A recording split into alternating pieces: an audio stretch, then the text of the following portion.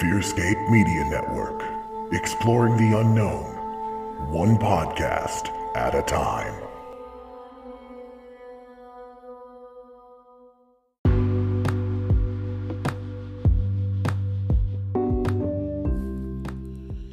Hey everyone, Josh here from FearScape Paranormal Podcast. Have you been to our website, FearScapePodcast.com? There you can check out our store with all of our awesome t-shirts, check out guests that have been on the show, listen to the podcast directly on the website, even donate and help us bring you awesome content. Please consider supporting us. FearScapePodcast.com. Hello there, my name is Sam. And I'm the man with no name, Lance Wayne. And we're the hosts of The Antagonists, an all-villain podcast. You can join us every other Thursday for a new episode as we discuss all of your favorite villains from books, movies, and more.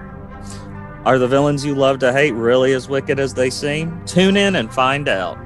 You can find us on all major podcast platforms or join us over on FearScapeMedia.com.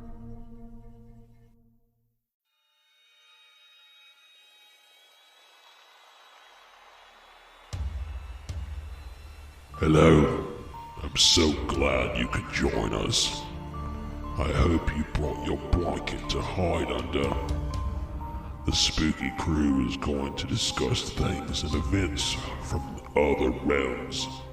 Ghosts, cryptids, aliens.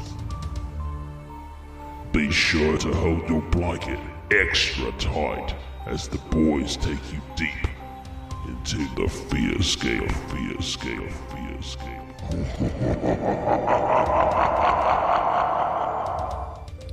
Welcome back, ladies and gentlemen, to the 100th episode of FearScape Paranormal Podcast. Crowd That noises. was not a real audience. That was me and the people on the show today because I didn't feel like editing anything in there. Woo! Thank you guys so much for tuning in to the 100th episode of FearScape. I am joined, as always, by my very unaged co-host, Mr. Joshua Abraham Rutledge. What up, dog? That is a very applicable description. I do not age. I am forever young. You Yeah. are forever young. I wanna be forever young. Under 7 seconds, it doesn't count. But yeah, I love that your name, your initials is Jar. Yeah. You store a lot of knowledge, so I just think that's, that's pretty. And if you drop me on the floor, I might break. This So, is you know. true. You are very fragile. But no, special days, guys, special times, because not only do we have Josh on the show with me as usual, but we have two very, very, very special guests joining us for the 100th episode. Two of our favorite people in the whole world. First, I want to introduce Mr. Santosh. What up, Santosh? You seem to Happy to be here. hanging around us Congratulations, like- guys. Thank you. You seem to hang around us like a very beautiful tumor. We love it. You're just kind of stuck on us, and we don't want to get rid of you because, you know. I will happily suck your nutrients. Thanks. I would like you to attach to my brain and tell me that I don't know. Give me all your knowledge. So. Do you know what I like best about you? Hmm. Your cerebrospinal fluid. Oh, thank you. I knew I had a loosey goosey back. Hey, what was that? It was like an MTV cartoon back in the 90s.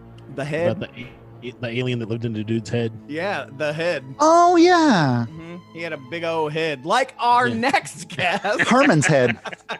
That is probably the worst way you can introduce me. One of Best the segue original founders and our old co-host of FearScape Paranormal Podcast, Mr. Brad McQueary. What is up, Beezilla? Many hellos to everybody. Congratulations, boys, on not killing each other yet. Hey, and thank hitting you. that 100. Hey, thank you. You're a big part of the first. Excuse me. Just The burped first. everywhere. Yep, that's how excited I am to have you on the show again. No, I mean, you're a part of this 100. I mean, you were a good part of the first half, man, and we couldn't be here without you. So thank you so much for joining us, man. Oh, you're welcome. The next 100, I will just vanish into the night. Oh, please. and then come back like 2,000 years later like a thief in the night. Christian reference. You guys didn't I'll know. go with that one, but okay. I thought you were going to do Forever Young again. 100. Josh, we look pretty good for 100, man. Yeah, I don't. If we were doing an episode a year, yeah. Yeah, I know. But you're unaged, so it doesn't matter. I was 12 when we started this thing. So, but no, we got a great show lined up for you. We're going to be talking about all sorts of history and fun and just what we've been up to for 100 episodes and where we've been, what the show's gone through. And we've even got some friends that have sent us some happy 100th episode messages that we wanted to share with you guys. And so that's going to be a lot of fun. And we thank you to everyone who sent those to us. It was really cool. But we'd love for you two, Brad and Santosh, to join us on our segments. And our first segment is the psychic word of the week.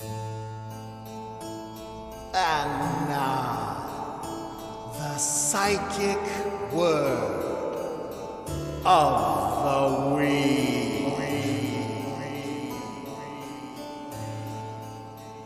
That's right. Psychic Word of the Week is where I pull from the book, The Encyclopedic Psychic Dictionary by June G. Blitzer, PhD. Rest in peace, honey bear. I love you and miss you, and I never even knew you.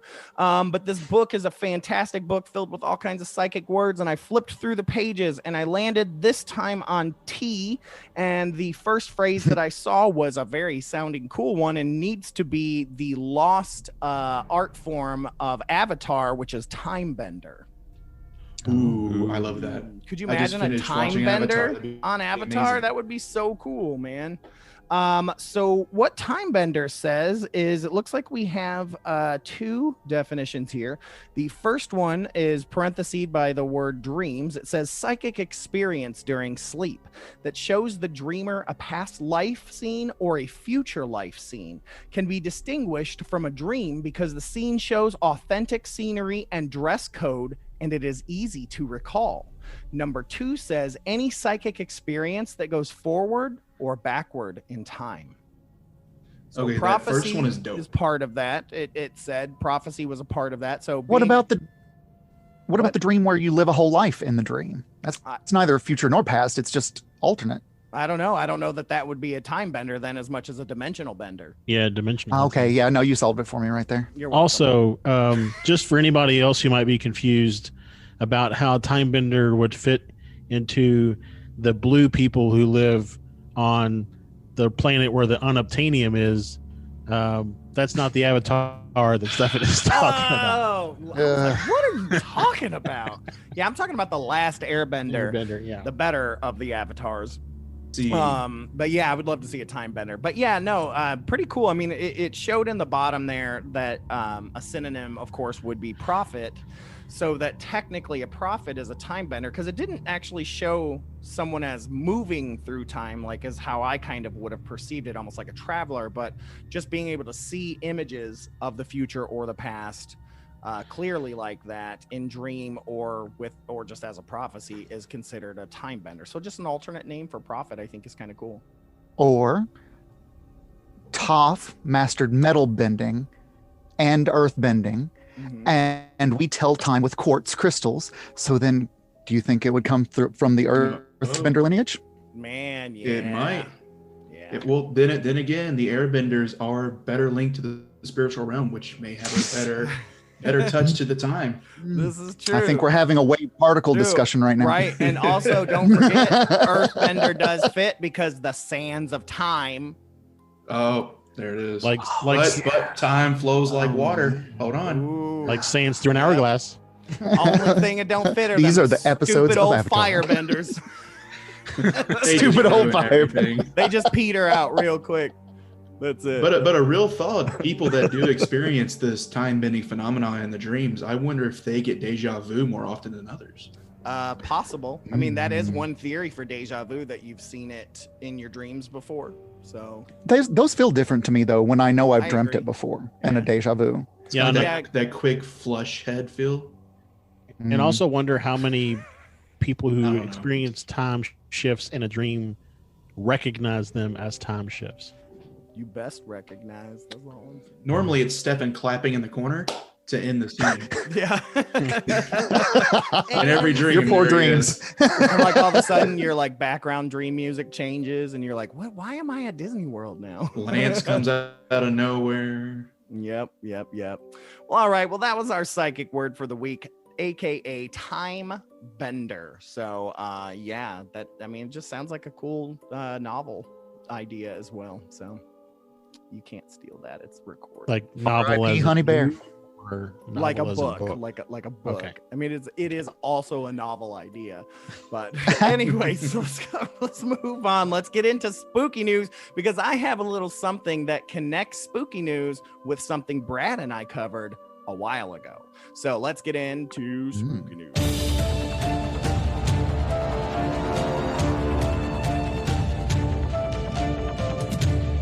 So this week on Spooky News, we have from yahoo.com, and it says, the headline says, Ozzy Osbourne, of course, our favorite metal rocker, blames Year of Hell on haunted doll. Ozzy Osbourne and son Jack are regretting acquiring the creepy doll, Robert the Doll. Now, Why? you are a longtime listener of the show, one of our very first episodes, Brad, I think it was like episode 7 or something like that. It was early on because you insulted him. I did, and we covered Robert the Doll, and I even mailed Robert the Doll a letter to apologize. And he mailed it right back. And I found it underneath my couch, like a couple weeks later. No envelope, no stamp, no nothing, just a folded piece of paper. I'm like, what's this? And it was the letter that I sent Robert. I still have it. Because you didn't mail it. No, I did mail it the first time. That was the thing. And then all of a sudden, I don't know if Sarah did this or Brad came over the house and did this or what, but I just, I'm still a little freaked out by it. And so I have it. It's going to be in my Zach Baggins museum. So Did you get a tracking number from your mail? no, it was just a stamped letter. I'm doing a tracking on a freaking letter to Robert the Doll. Hey, I sent this letter to a doll in Florida. And can you go ahead and get that hooked up for me? But no, this is very interesting because let me read the story. So Ozzy Osbourne says he's blamed his year of misfortune, which, you know, he had to cancel his big concert that Sarah and I were supposed to go to. They were performing with Megadeth because he got real sick. And he got something else happening. He like fell down and broke his hip. Now, granted, he's like 100, but yeah, he says he blames his year of misfortune on a doll he believes to be haunted. The Black Sabbath rocker was diagnosed with Parkinson's disease last year, if that's what it was, and underwent spinal surgery following a fall at his home. Makes the claim on their family's new reality TV show, The Osbournes Want to Believe, which I'm all about watching this, because if you haven't watched Ozzy and Jack Travel the Country or whatever that show is, where him and Jack get in an RV and just go camping. They're going to be the first people ever to get abducted on live TV. It's ridiculous, dude. And I totally believe that, by the way. But the show sees his son Jack, 34, trying to persuade Ozzy, 71, and mom Sharon, 68, and sister Kelly to believe in the paranormal, including ghosts, UFOs, fairies, and werewolves. One episode sees Jack produce a doll named Robert that he reveals is the original doll that inspired the Chucky movies. Jack says, so the actual story of Robert the Doll is that it is cursed by the spirit of his owner. If you disrespect him, make fun of him, take a picture without asking, or even handle him, you will be cursed and terrible things will happen to you in your life. So Ozzy then respectfully throws the doll to the floor saying, you think it's an effing joke? It's bad luck. I keep telling you, you keep thinking it's effing not, but just look at what I'm saying. Just look at what has gone on with me and you think it's a joke. Look at me. It ain't bad luck. No, you shouldn't have effed around with Robert. All along, when we first went to that place, the guy told us that people would buy them and send them back because things would go wrong in their life. And Jack says, well, I had a great year. After that, I got divorced. And so Bada ching, way to go. Jack and Ozzy originally bought Robert the Doll during the series Ozzy and Jack's World Detour. That's the one I was talking about in 2018. Jack finalized his divorce 2 years later. And Ozzy recently said he has been through a year of hell, admitting he thought he was dying after his surgery. He said, there was a point I was convinced I was dying. I was in so much pain and misery, I thought they were all hiding it from me. He had hurt his neck and all kinds of stuff like that. But yeah, so he completely blames it on buying that doll, which I didn't know you could buy Robert the doll. I thought he was like, the whole thing was that he was posted up in his house in Florida, and like he was in a museum. Well, and also I could see the museum. He belongs in a museum. Also, they just went into the back and got another one and put it back out in the museum. So. Hey, Ocean's I 11 with believe dolls. that would not surprise me. Robert would still be like, I'm gonna get you anyways. Maybe Robert doesn't matter what the doll is, just it has to be in that spot. Maybe, like, I don't know, but yeah, I'm willing to. I bet you they do, and I don't think we looked into this, Brad, when we did the show, whether or not they sell, little dolls that are reminiscent of it or not. No, I mean, I was they more could put focused on the people with heart attacks. They could put a Teddy Rupskin, whatever it is. Rupskin. They could put a Teddy in there, and then, have you ever spun on a Rux before? Will be possessed. So it's not the physical Robert; it's the essence of Robert. Right. It's the essence of Robert. So I'm gonna, which would make a good beer name, by the way. Oh, I'm working on it.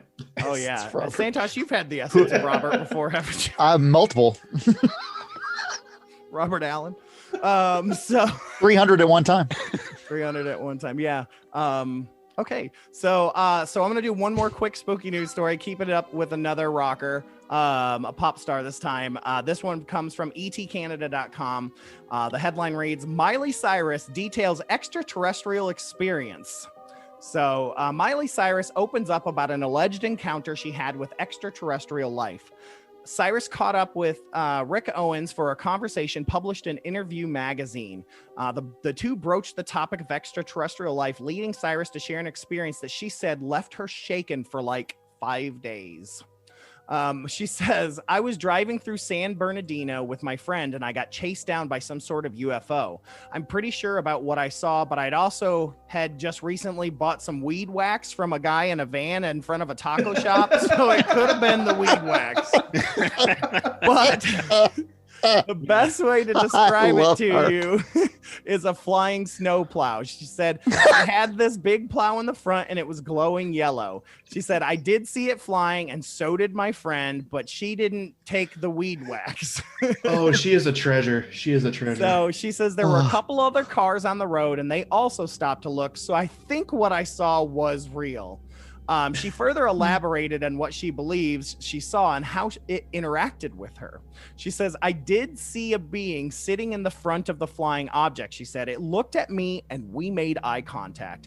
And I think that's what really shook me, looking into the eyes of something that I couldn't quite wrap my head around. But you're so right to say that it's a form of narcissism to think that we're the only things that could be in this vast universe.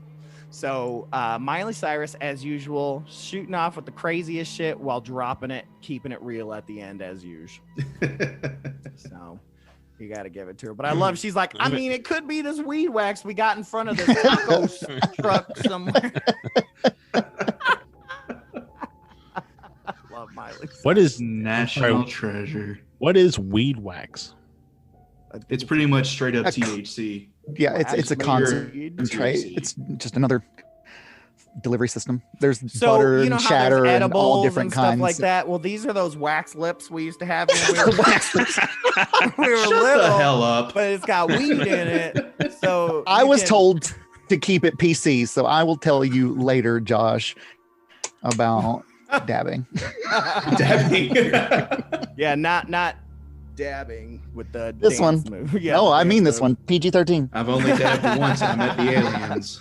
So, but anyways, that is spooky news. Let's go ahead and get into our UAP sighting of the week.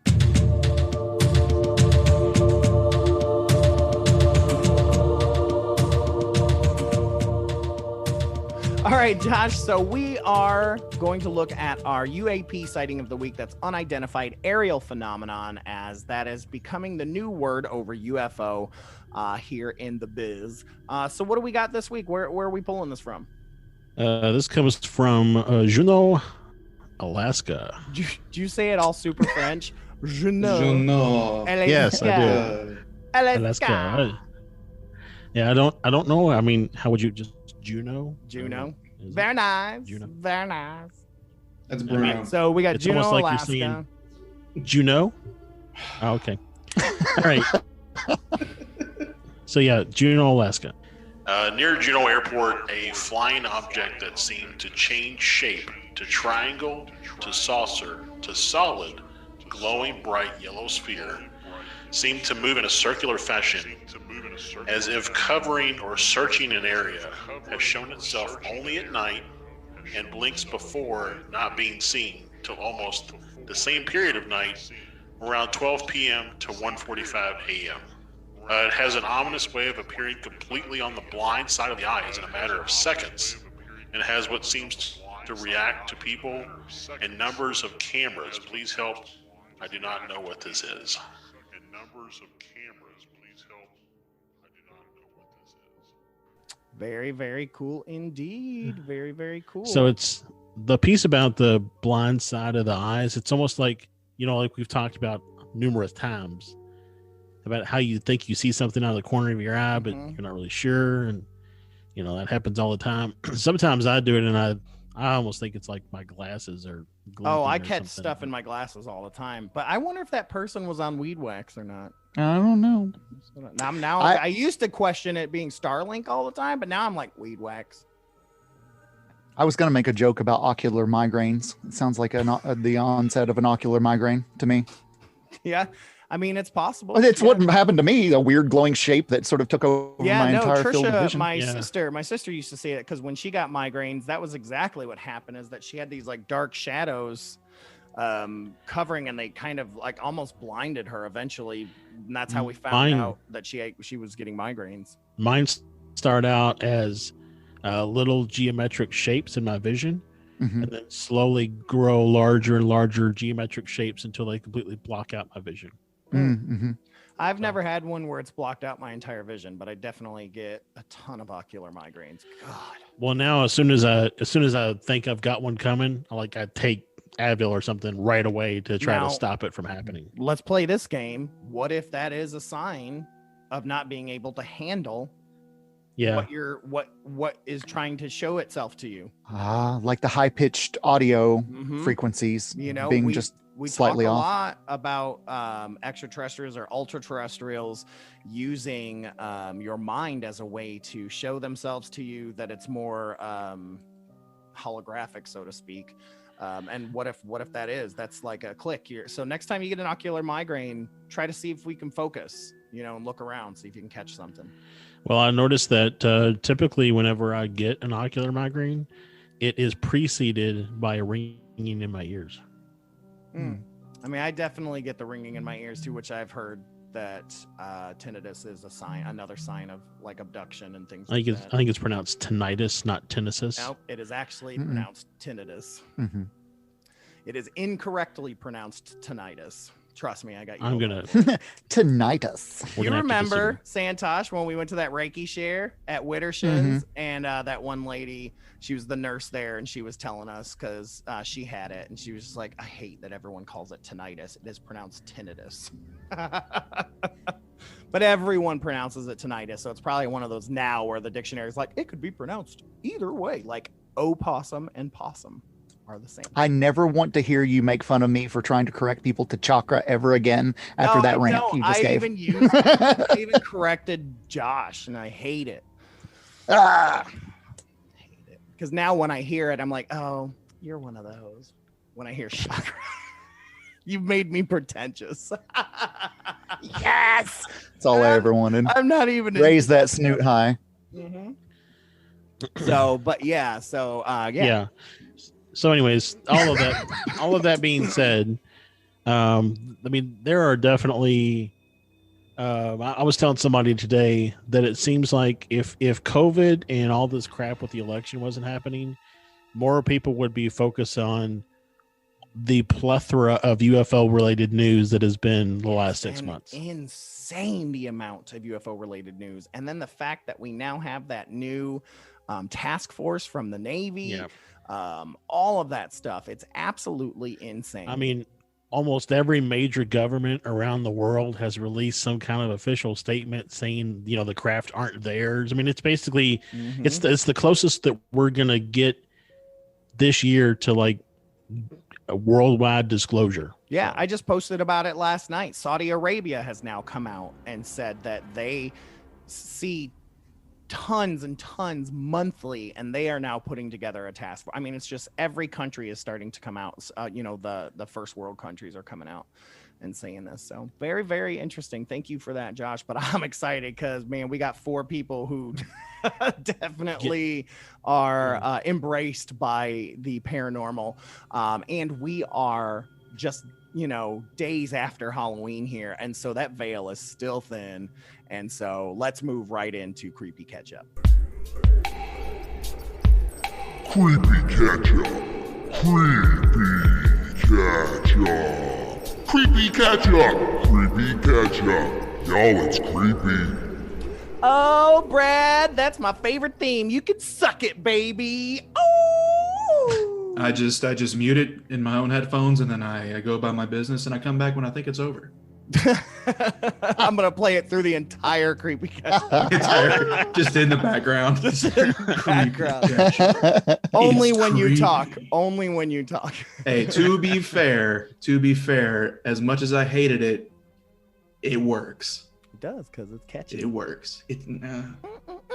It's creepy catchy. I'm creepy and crawly. All right, so who would like to go first? Who's got some creepy catch-up for us? Cool. I was going to mention something. All right, Brad. You guys were talking Brad, about, what you got? What's your migraines. creepy catch-up? Okay, cool. Just rush me through my creepy catch-up. I know you guys were talking about ocular migraines, and I've been noticing lately when I have them, I go into a dark room, I'll start seeing like flash visions. Like I'll close my eyes and I'll see a face, I'll see a place, I'll see a color, I'll see shapes. Flash I'll vision, see, so like Barry Allen and Wally West. Yes, Yeah. he's literally looking through All the them. Speed Force. What didn't you get about that? It's actually all of them as a flash mob in his vision. Oh, Yeah. okay. So that's Constantly proposing Santosh to get him. it. Careful. They get it. Careful. That's reverse flash. But no, it's really cool because I thought that was just me that experienced those. So knowing that's like not unusual, I'm going to start paying more attention to those. Because of you, I'm going to run into a closet next time I have one. Well, I mean, you ran out of one a long time ago. So. A long time. I want to see what it looks like. I do have an actual creepy catch up.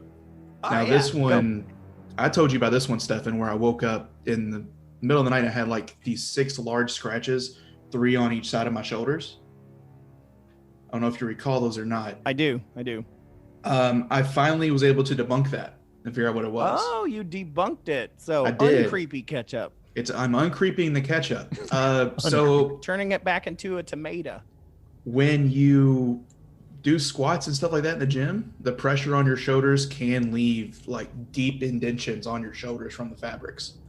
And that's what it was. Yep. Because the next week, the night after I did squats and like leg work, I looked in the mirror and there were those same scratches again. But didn't you have a dream that went with it, or? Oh yeah, I did have a night hag the night before. I don't know if that did it or not. Where I had my first night hag, where the lady in white deadlifting actually a night appeared. hag. I mean, it's possible. I'm not afraid of deadlift no night hag. I mean, it's always a deadlift when it's a night hag, right? You were deadlifting Kathy New An Jimmy undead from lift, please. Hocus Can we? No, my night hags have started coming back, so I'll report more of those as they happen. Well, I mean, look where we are in the year. Like I said, I mean, the veil has been thin, you know, and it's going to stay thin for the a lady little while. in white has been very present. She's even been making herself appear like in the middle of the day. Like I'll just see her out of the corner of my eye. Like, it's interesting because I was talking to my sister because, you know, she's like, well, isn't Christmas like the happiest time of the year? And I'm like, no, think about it. Why do you think there are ghost stories at Christmas? Because the damn veil is still thin. And she's like, oh my God. Oh my God, you are so right. I mean, I would think that the veil would be thin for a long time, like even into maybe January or February, wouldn't it? Well, yeah, it'll continue on. Mm-hmm. Yeah, I mean, you got to think about it. I mean, it's. What if it's due to the slowly- disruption of the solar rays? So that's why there's less interference in the winter than there is in the summer. It absolutely could be. I like that better than saying, oh, it's because it's night and the spirits like night. But no, I like that yeah, maybe the solar rays. I hear that. Who is that person you just channeled? I don't want to say her name, but it's my wife. I'm just. It is not. It is. No, but yeah, I don't know. I mean, you know, there's that idea that maybe it's moonlight, you know, that could, if we look at it as like dimensional shifting, right? If we could look at it like two worlds phasing, yeah, who knows? I mean, it could just be the position of the Earth where it is, and it's nearer something or other. Who knows? I don't freaking know. There's some holographic projector that's out there by some alien race. And when we get close, I don't know. I exist. Background in the simulation. I exist. All right. So I'll go next. Was that it, Brad? I didn't want to jump on you there, but Let's see, A, B, C, D, E, F. Yep, it's you. all right. But yeah, so I have recently moved to Phoenix, of course. Most people know that by this point. So, and I surprisingly had a number of things happen to me along the way out here. So one of the first things was while we were driving, we went to one of our, so I guess it was our second stop was Elk City, Oklahoma. And so it was a stop on Route 66. And there was this one point where I'm kind of standing outside. I was walking my dog out by this motel that was there from the 50s. That's where we stayed, called the Flamingo Inn. And so like I just like blinked, and for like half a second, like I swear I just saw like 1950s, 60s cars, people, things moving. It was audible, like I could kind of hear it, but I mean it was like a split second. I blink again and it was kind of gone. And I was like, oh, I just must have projected a little harder onto my eyes than usual. Though I think about my first ghost experience with my Aunt Kathy, where I blinked and saw her, blinked and she was gone. So I'm like, man, now I'm going to be like, blink, blink, come on, see something, blink, blink, blink, blink. But anyways. Here's a question. Here's a question for you. Yeah. Are you seeing ghosts of those things, or are you seeing in past?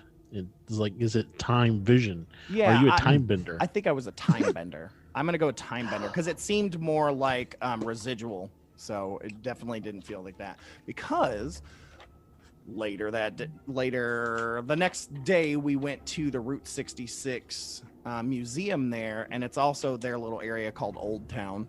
And the whole thing is connected. So not only did you go into the Route 66 museum, but you get to go into the very first church that was built there, the very first house, everything. It's all the original stuff.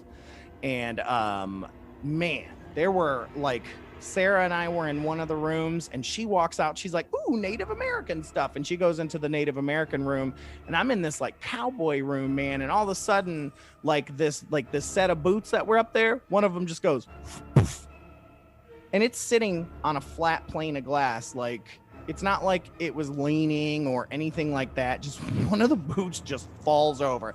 And then like they have an old caboose that was there from the 1800s, sitting next to the train station, and you can climb in and go into the train car. And as I'm coming down the stairs, I feel somebody push me. Classic. Ghosts love pushing me.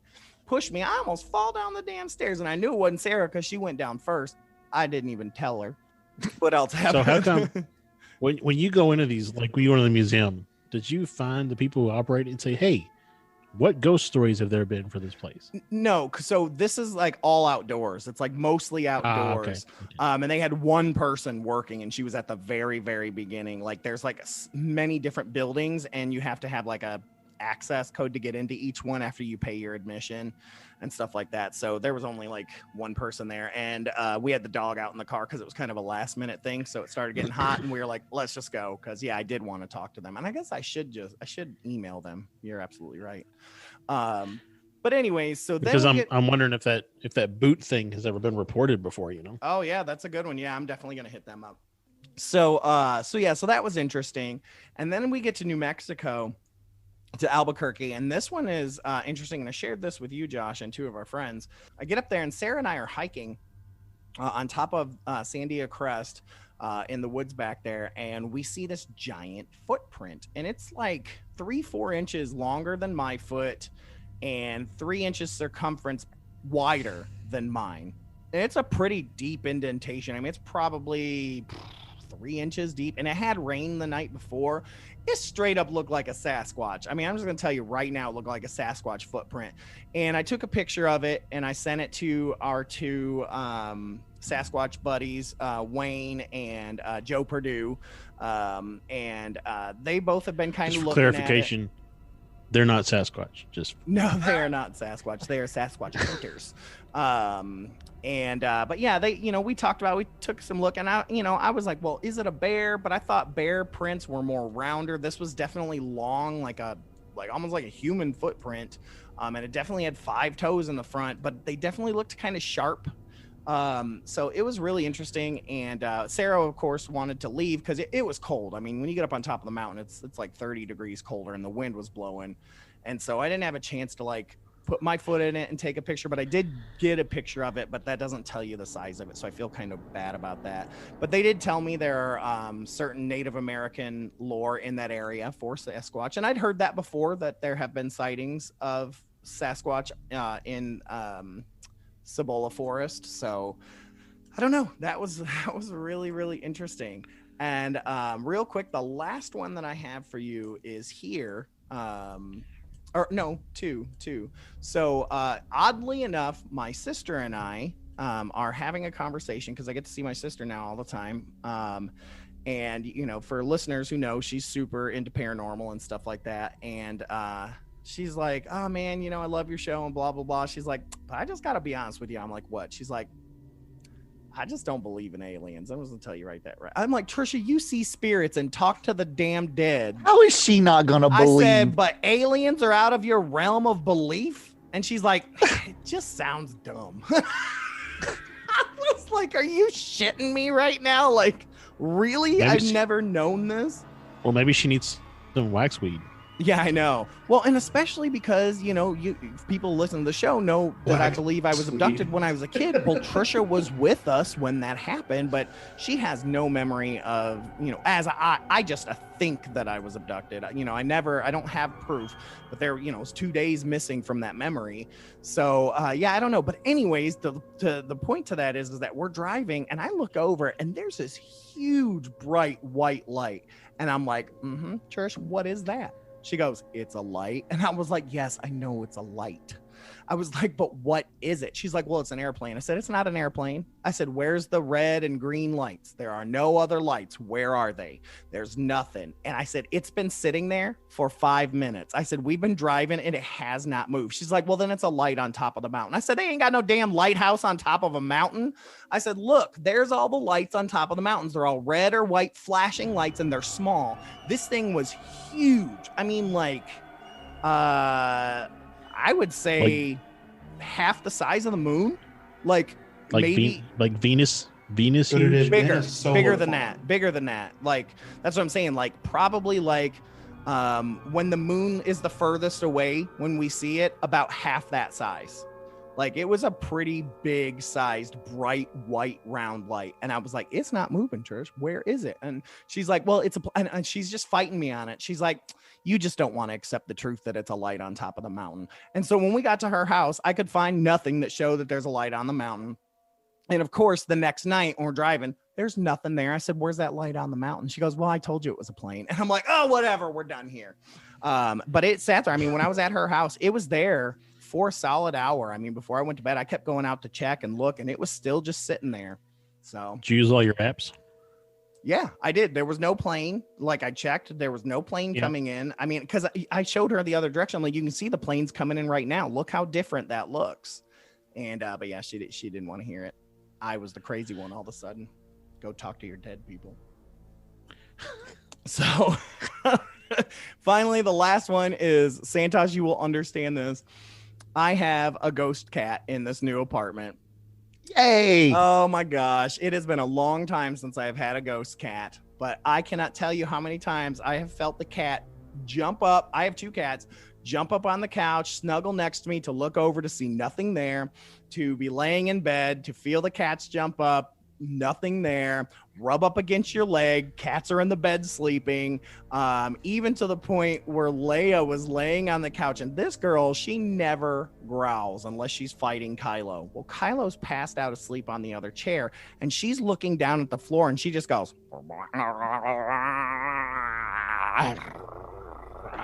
like, and I'm like, oh God, but it's down. So I'm like, she's looking at that ghost cat. Like, who is you? the only thing I could think of, because she is a non-aggressive cat. It was so funny, and she was just lit, dude. I mean, growling like you gave her a hunk of steak or something. So, but yeah, I got a ghost cat. I like them. They're fun. I haven't had one since we lived on 4th Street in Louisville.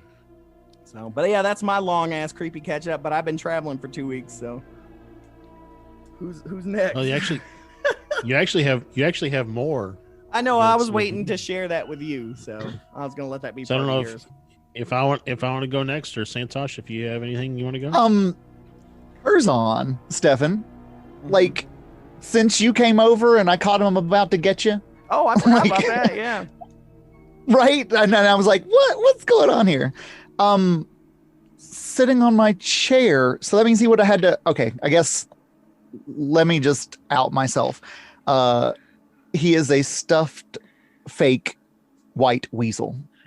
I won him in a vending machine years ago, and he is like my comfort animal. Like, I adore this silly thing. Well, I've trained him up. I've actually like initiated him into Reiki and some other things as well. He's his own defense mechanism, right? Okay, so stuffed animal, whatever you want to call it, sitting in my computer chair looking at me as I wake up. Like, I wake up, I'm like, so that means that he would have had to fallen off the bed and over 3 feet to get into the chair upright, or I had to black out and place him there somewhere that I don't normally, like, black out an entire experience of doing that. Look, I've been to your house last time, and like I saw him. He almost got you. He did. He was sitting at the end of the bed, and I went and sat on the other end of the bed, and I'm turning around talking to Santosh, who's out in the dining room area, blah blah blah blah blah, for like 5 minutes. I turn and look to my right, and he is up on a pillow in my face. He traveled from all the way on the other side of the bed to get in my face, like, bitch, get out my bed. Like, I was like, but he's messed with you before. Yes, he has. Remember 6th Street? I think it was. No, it was 4th Street. I've had him for a while. Yeah, and I just thought that was funny. So inanimate objects happen to be moving around me a lot. Very much in the, did I place that there? But because I've been in the mode of going, did I place that there? I've got that extra awareness to go, no, I didn't, because I've been watching what the hell I do, because things have been moving around the house. And I just thought that would be funny on your 100th to come out about Curzon and the fact that he does what he wants to. He does, and I will 100% acknowledge that and agree with that, because it has happened to me many a time. Well, you all brought up dolls, and I was like, okay, well. Nice. My vending machine weasel is on the move. I feel like vending machine weasel needs to be an Instagram account. It's my next shirt. It's also a punk band. Yeah. Oh, I love it. That only copyright. I'm copywriting it right now. That only plays roller rinks. So. All right, Josh, what do you got for a creepy catch up so we can move on? Man, I got so much. So I guess we'll go back I don't know, a few weeks. So with the assistance of yourself, Stefan, and Santosh, I have been exploring my body. No, I'm just kidding. Look, Brad's so happy about that. I've been exploring my psychic ability, expanding my mind. And I've been trying to, although I've not been consistently great at it, but trying to meditate every morning after I get the kids out of the door for school. I try to have 30 minutes at least to meditate in the morning. And I've had some pretty intense experiences with those meditations. But even before that, I'm going to go back to the last weekend before you moved, Stefan. You came out to the house. We did a big fire in the fire pit. I recorded coyotes during an Estes session. Like, you were under, and there was like a pack of coyotes, and I was like, oh, should I get him out of there? Well, and then it, like, talking about auditory things later on in the evening, we recorded or we kept hearing what sounded like knocks, like Sasquatch knocks off in the distance. Yeah, we sure did. but we did a couple of Estes sessions, and I had never done the Ouija board before. And it's like been at my house for months because we kept planning to do it and never did. That night I said, nope, tonight we're doing it. So I like rigged up a little table made out of a cardboard box out in the backyard next to the fire. And we got the Ouija board all set up, and I recorded thermal of our entire experience. We didn't catch anything on thermal, but I thought, what the hell, maybe we'll catch something. Right. So we get started, right? And Stefan wanted to be incredibly safe about being out there. It's like you cast the circle and all that kind of stuff. I always do with the Ouija board, try to stay safe. Which made me feel better, I'm going to be honest. Just like no glove, no love. Hashtag. So we sit down to get started. You kind of explain how Ouija board works, and you keep your hands on the planchette and all that kind of stuff. So I sit down and like as soon as we get into it, we make contact with an individual identifying themselves as Godfrey. Oh yeah, Godfrey. We did not talk to Godfrey though, because like we were moving or the planchette was moving, and out of nowhere this spider crawls onto the Ouija board. First of all, let me tell you, underneath the planchette. Okay. Ooh. It was not there because I ain't dumb. I already looked for stuff because I hate spiders, and it had been sitting in a basement for a while. There was nothing there, and we had lights shining on it. We would have seen this giant spider roll up underneath the planchette. I screamed. My chair flew backwards. It came from the ether. Guys that aren't Stefan, can we please record his girl scream? Because I know you have all heard it too, like his truly frightened girl scream. Can we please make that audio appear? Because between the three of us. So the spider, just for those who want, for someone, as we know, people who are terrified of spiders tend to over exaggerate the size of spiders. This sucker was as big as my head. It was about the size of a quarter. No, it was but still, bigger than that. No, the leg spread, or the body spread. The leg spread was about the size leg spread of a was quarter. 50 cent piece. 50 cents. Maybe a $2 Canadian dollar. Maybe a $2. Was it made out of weed wax? No, it was not made out of weed wax. Okay. It had partaken in some weed wax recently, but it was so loco spider. Got it. So it comes anyway. So crawling out from underneath the planchette, crawls across the board. Stefan freaks out and screams, kicks his chair back, and Josh also freaked out and screamed. Just go ahead and say I stood up and said, "What the hell is that?" He's like, in a normal calm voice. Anyways, Stefan proceeds to knock the spider off the box and stamp it to death. Murdered it. Which hopefully it wasn't a good omen. I don't know. No, it was in a circle. He was not allowed. So you will suffer the consequences. So anyway, after Stefan calmed down, and we thoroughly inspected the box, the area around the chairs, the grass, everything, making sure there was no additional spiders that could crawl up on the board and scare Stefan to death. And I'm going to tell you this right now, it was really humid too. And so the planchette was really sticking to the board. It was intense because it was so humid. Clammy hands and quarter spiders. Got it. Yep. So also a good band name, different type of band probably, but yeah. Anyways, so we get back into it.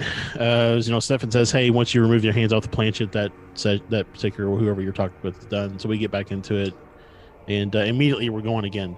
I'll try to summarize the context that we got, but we got my grandfather showed up, told me that the dream that I have that I've shared with others on the show about.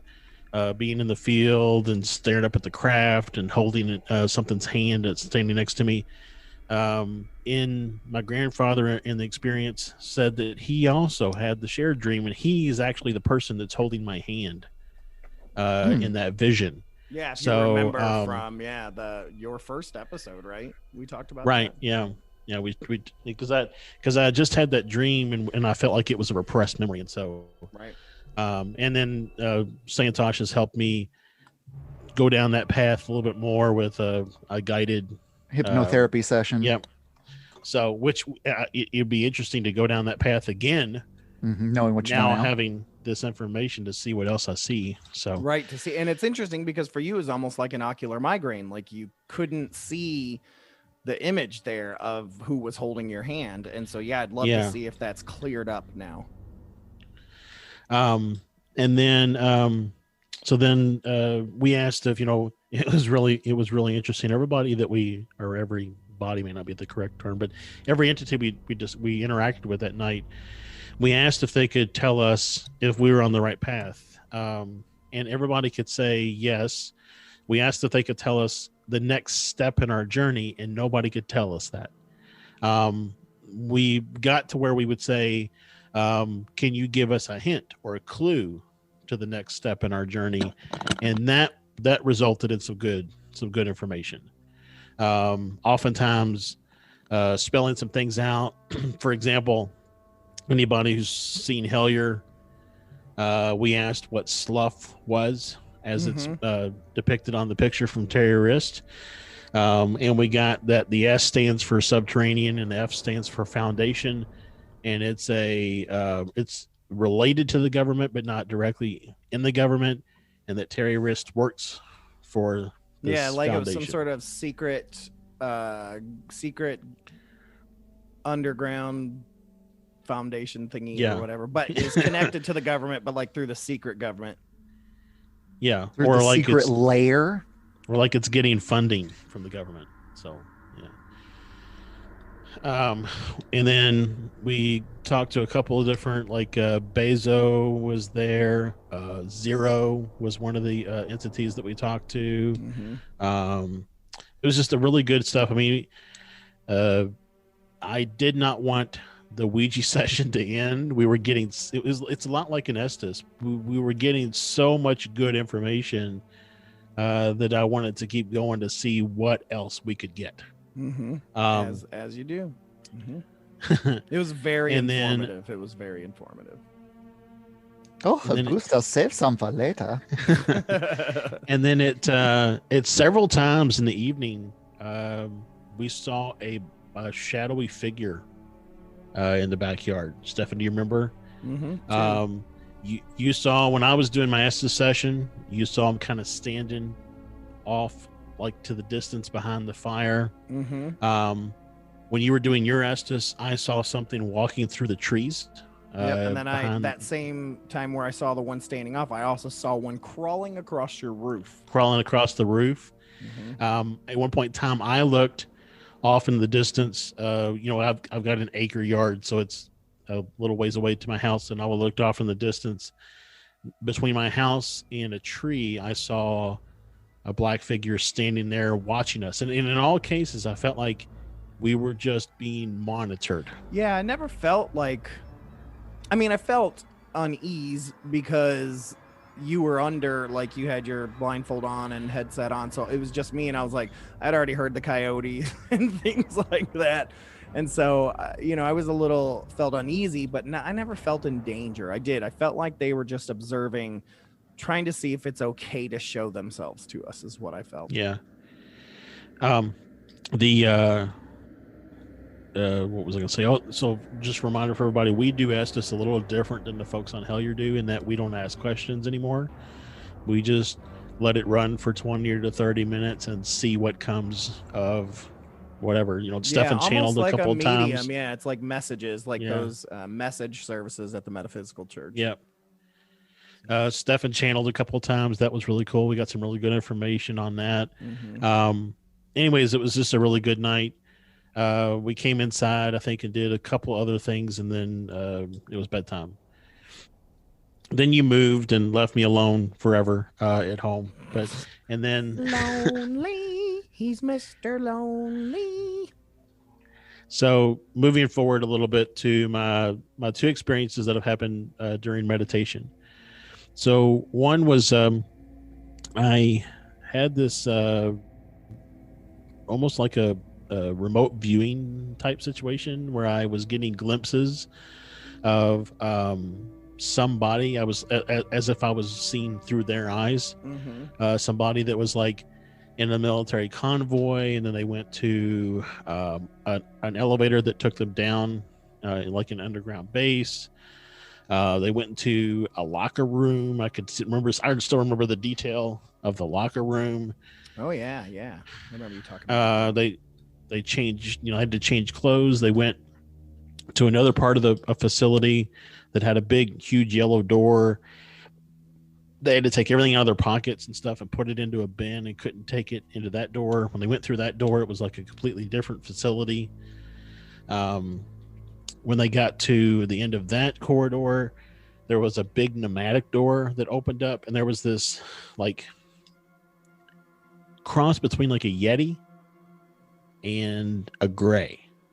So I'm a gray Yeti. I'm just an old man. I just, I walk. They call me Harold. I'm Harold Henderson. Well, when Yetis are green, they're hard to handle, and when they're gray, they're much more reasonable, right? Right. Exactly. Depending on their purple shorts. Sometimes they go by Mr. Fix-It and like all kinds of stuff. Yeah. So that's a deep Marvel cut, by the way, Mr. Fix-It. Go ahead and Google that. So there's this like tall blonde hair, it was me. Yeti looking thing standing there, but with like the kind of horizontal or diagonal large black eyes. I can't imagine. This is that moment where I wish you had like mad artistic skills so you could draw this hybrid gray alien Yeti Sasquatch thing. Because I still see Swede. It's an interesting amalgamation of almost all the alien races. He said blonde hair too, right? Yeah. Yep. Yeah. So it's got Swede in there. So it's like, it's all going, and that's the thing. I do wish I had artistic skills, because there's so much stuff that I've seen in my head that I wish I could draw. But, so then it like, it's like, come this way, and then we go off into another room. And then he's like, they're waiting for you. And then we get back there, and there's all these other different kind of hybrid thing. Like there's this one entity that looks like a cactus on the outside. Like its skin looks like a cactus, but it's just walking around. The original Cactus Jack. Yeah, the original Cactus Jack. It's like Cactus Jack and Cactar had a baby. I've just been quiet waiting for a Cactus Jack reference. Yeah, I know. You're like sitting on that one. I wonder if that had anything to do with me moving to Arizona too. If you think about, visions and dreams kind of having subtext to them. So, anyway, so then what I kind of got from that, and this is my own just, whatever, is that I was glimpsing Ingrid Cold, who was trying to infiltrate this alien cave base. So right, but I really thought you were going to say try to infiltrate you. That's a little different. But he'd know. Steamy FearScape romance novels coming to you soon. Not steamy, it's cold. You're going to be like, hey! Okay. Fun. So, which kind of goes along with the Ouija board stuff that we got, Stefan, right? Because we got some information there from that Ingrid Cold had been captured and was being held against his will, and that we think that the base is what Terry's in charge of. Yeah, right. We kind of put those two and two together, that Terry Riss may be in charge of that. Right. So that's that one, and then fast forward to yesterday, I think it was. Are you time bending right now? No. Okay, just wanted to make sure. My meditation from yesterday, which felt like 15 minutes, lasted 50. That's weird. With my wife, it feels like 50 minutes, but it's only like 3, according to her. Have you tried the wax weed? Yeah, apply it directly. I've done a lot of waxing, but nothing. Anywho. So anyway, so that meditation yesterday was like, I got this feeling that the entities that are the Lanulosians are actually plasma type beings. They don't have a defined physical form. They just kind of something about like gaseous or something along that lines, or am I thinking of something? I think I said globular is what when I typed it to you guys. Yeah, then I'm thinking of something else. We were talking about gaseous life forms or something. Oh, I remember what it's from. Never mind. Something completely different from a Choose Your Own Adventure. Okay. It was a fart joke, wasn't it? It was a fart joke. Yeah, my fart came alive and it was like, hey, thanks for letting me out of there. I've been in there a while. You're just referring to Lumpy Space Princess. Cool. Now that's a porn I won't watch. Liar. Liar. Anymore. It's what we won't watch anymore. One time. I remember your dark web tour days. Well, I'm back on the dark web, looking up alien stuff, and it is. Are you really? Creepy. Oh my god, yeah. You know, because the three of us had a conversation, and I started. I have been on it. We had a three-way, and we talked about it. We had a three-way, and I was in the dark web. Had it called worse. You need to clean your dark web, please. Anyway, I'm going to show you some art later that came out accidentally. No. This is this new diarrhea art. No, but it's what it looks like. Oh my goodness! Be glad you guys cannot. That's coffee. Now. That's coffee. I'm like, I had to switch mediums. I wouldn't recommend baby food peas either. Nope. Yeah. All right, Josh, what else you got there? Anything All right. else? Anyways, yeah, just the last thing was the whole idea. I'm really been listening to some more Keel, and just finished up Flying Saucer to the Center of Your Mind. And it's really a collection of all the stuff that Keel has written. Right, over like the his years. magazine articles and stuff, which some of magazine them articles were in books and some of them turned into books. And there's even stuff in there that, like, speeches that he gave at various conferences. Right, and things yeah. like that. That's cool. So it's really interesting. Was this a collection, or you said one book? It's one book, but it's a collection of all the stuff within the he, one, yeah, not one of a collection. Okay. Yeah, and one of the things that he talks a lot about, and in fact, it led me to buy the book, is that Ivan T. Sanderson wrote a book about the UFOs actually being like coming from the sea. And so today I was looking at the terrorist numbers, and I'm like, oh, from Hellier. From Hellier. Yeah, from Hellier. Sorry, from Hellier. And like the first number is 3600, for example. If you take that and do N36 East 00 and plug it into Google Earth, every single one of the numbers, if you break it up like that, go to water, except two digits, two combinations go to the Sahara, which scientists really believe used to be covered in water. So it's just really interesting that all of those numbers on the Earth, except for two combinations, go to water, and a lot of them interesting. And a lot of that water is in the Arctic regions, which is where there's a lot of other theories around. Right. Yeah. That absolutely. Being entry point. So, anyways, that concludes my creepy catch-up. Next week, I'll just have normal week amount of creepy catch-up as opposed to I know it's been amount. a while. It's been a while. But yeah, we'll go ahead and move on from creepy catch-up. Thank you, Santosh. Thank you, Brad, for sharing yours. Thank you, Josh. We're going to take a quick break for a quick ad break. And then as soon as we get back, we're going to be talking about all things 100 episode. Hey everyone, Ray Robinson here, host of the Unsensitive Podcast. You're probably wondering, what does unsensitive mean? Well, it's a completely made-up word to define a topic that is insensitive to talk about at family gatherings and parties, but you talk about them anyway. It's a podcast that you can send your most clueless family members to save them the embarrassment of asking these questions themselves. New episodes drop every Tuesday evening at 7 p.m., part of the FearScape Media Network. Because quite honestly, what's scarier than facing your own misconceptions about the world around you?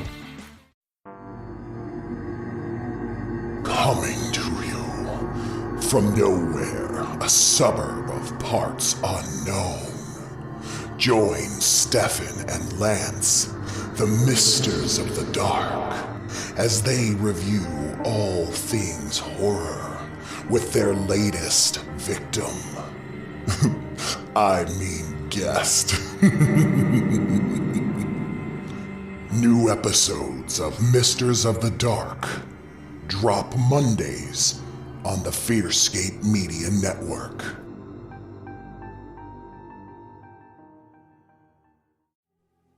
All right, we are back. Thank you guys for sticking around for the 100th episode of FearScape Paranormal Podcast. I know this is a double-sized episode, but we are so glad that you guys are excited about it like we are. I'm super pumped to have Brad here today because without him, we would have no FearScape.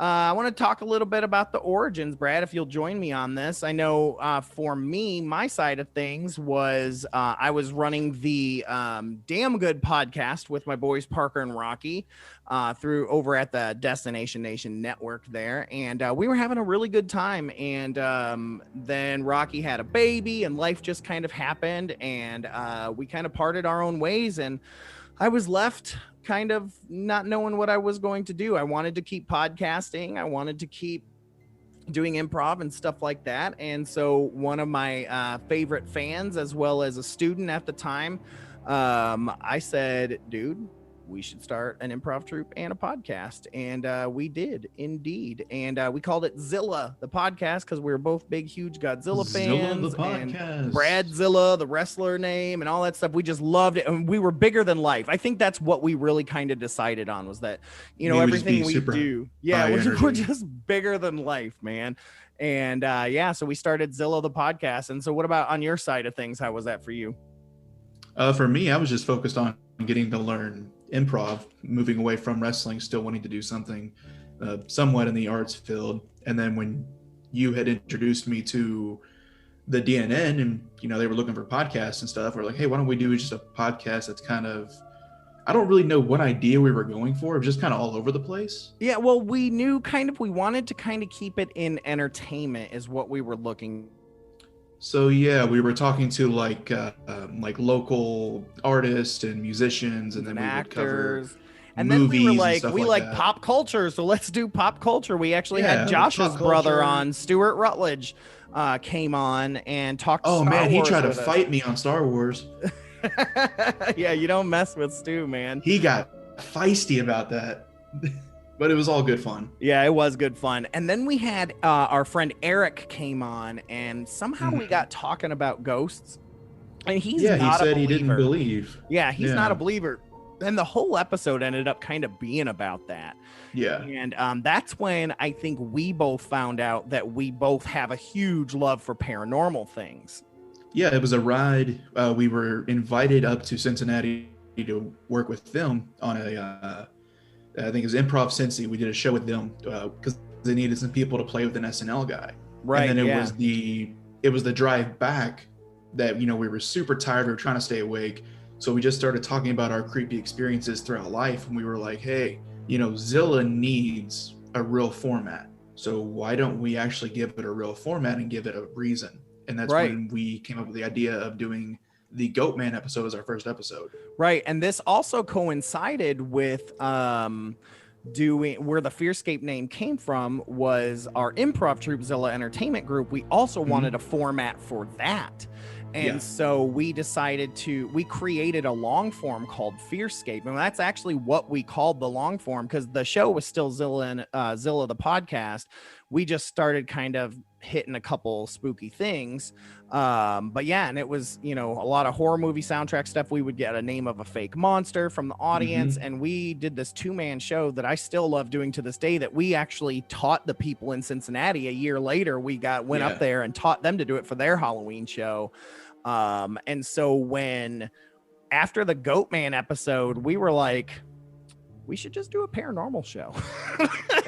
and we also kind of got a cease and desist from a certain company that said we couldn't use the Zilla name in an entertainment format anymore. Right. And so at that point we were like, well, let's just do a paranormal podcast, you know, and the people at the DNN were like, oh yeah, paranormal podcast would be amazing. We don't have one of those. And so we're like, well, let's just name it after the long form. And so that's where FearScape was born.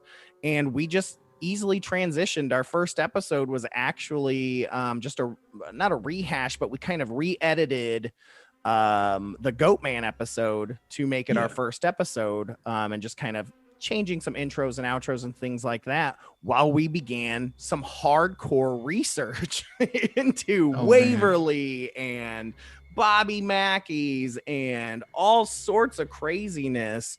We did Vlad the Impaler in these early days. We talked about the Ammon's Demon House, which is where everyone discovered how much I hate Zach Baggins. The Tunguska event was one Tunguska event, and we invited a friend from the DNN who I had met. I was guest on, I think, one of Brian Barrow's episodes, and this is where I met Kelly. She's also an old co-host. Much shout out to Kelly, Ghosty. We love you, Ghosty. She came on for an episode, and we absolutely loved the dynamic, and so we were like, hey, Kelly, do you want to kind of like stick around? And so she ended up joining us. And pretty early on. Yeah, and that's where Spooky News came from. I mean, it was originally Kelly's Spooky News. And that's when we started really kind of evolving and finding out all this stuff. But it was going really well. Brad, you were handling all the research. I was handling all the technical marketing and hosting duties and the like. And Kelly was finding Spooky News. And we were just having a blast, man. Just having a good time. Listener stories. And again, this precursor to the Rutledge family, Stu Rutledge, your brother again, Josh, sent us one of the creepiest listener stories still to this day that I've ever heard. And it's absolutely frightening because it was in a church, which is extra frightening to me. So. Oh, I remember that one now. Yeah. And so, yeah, we had that.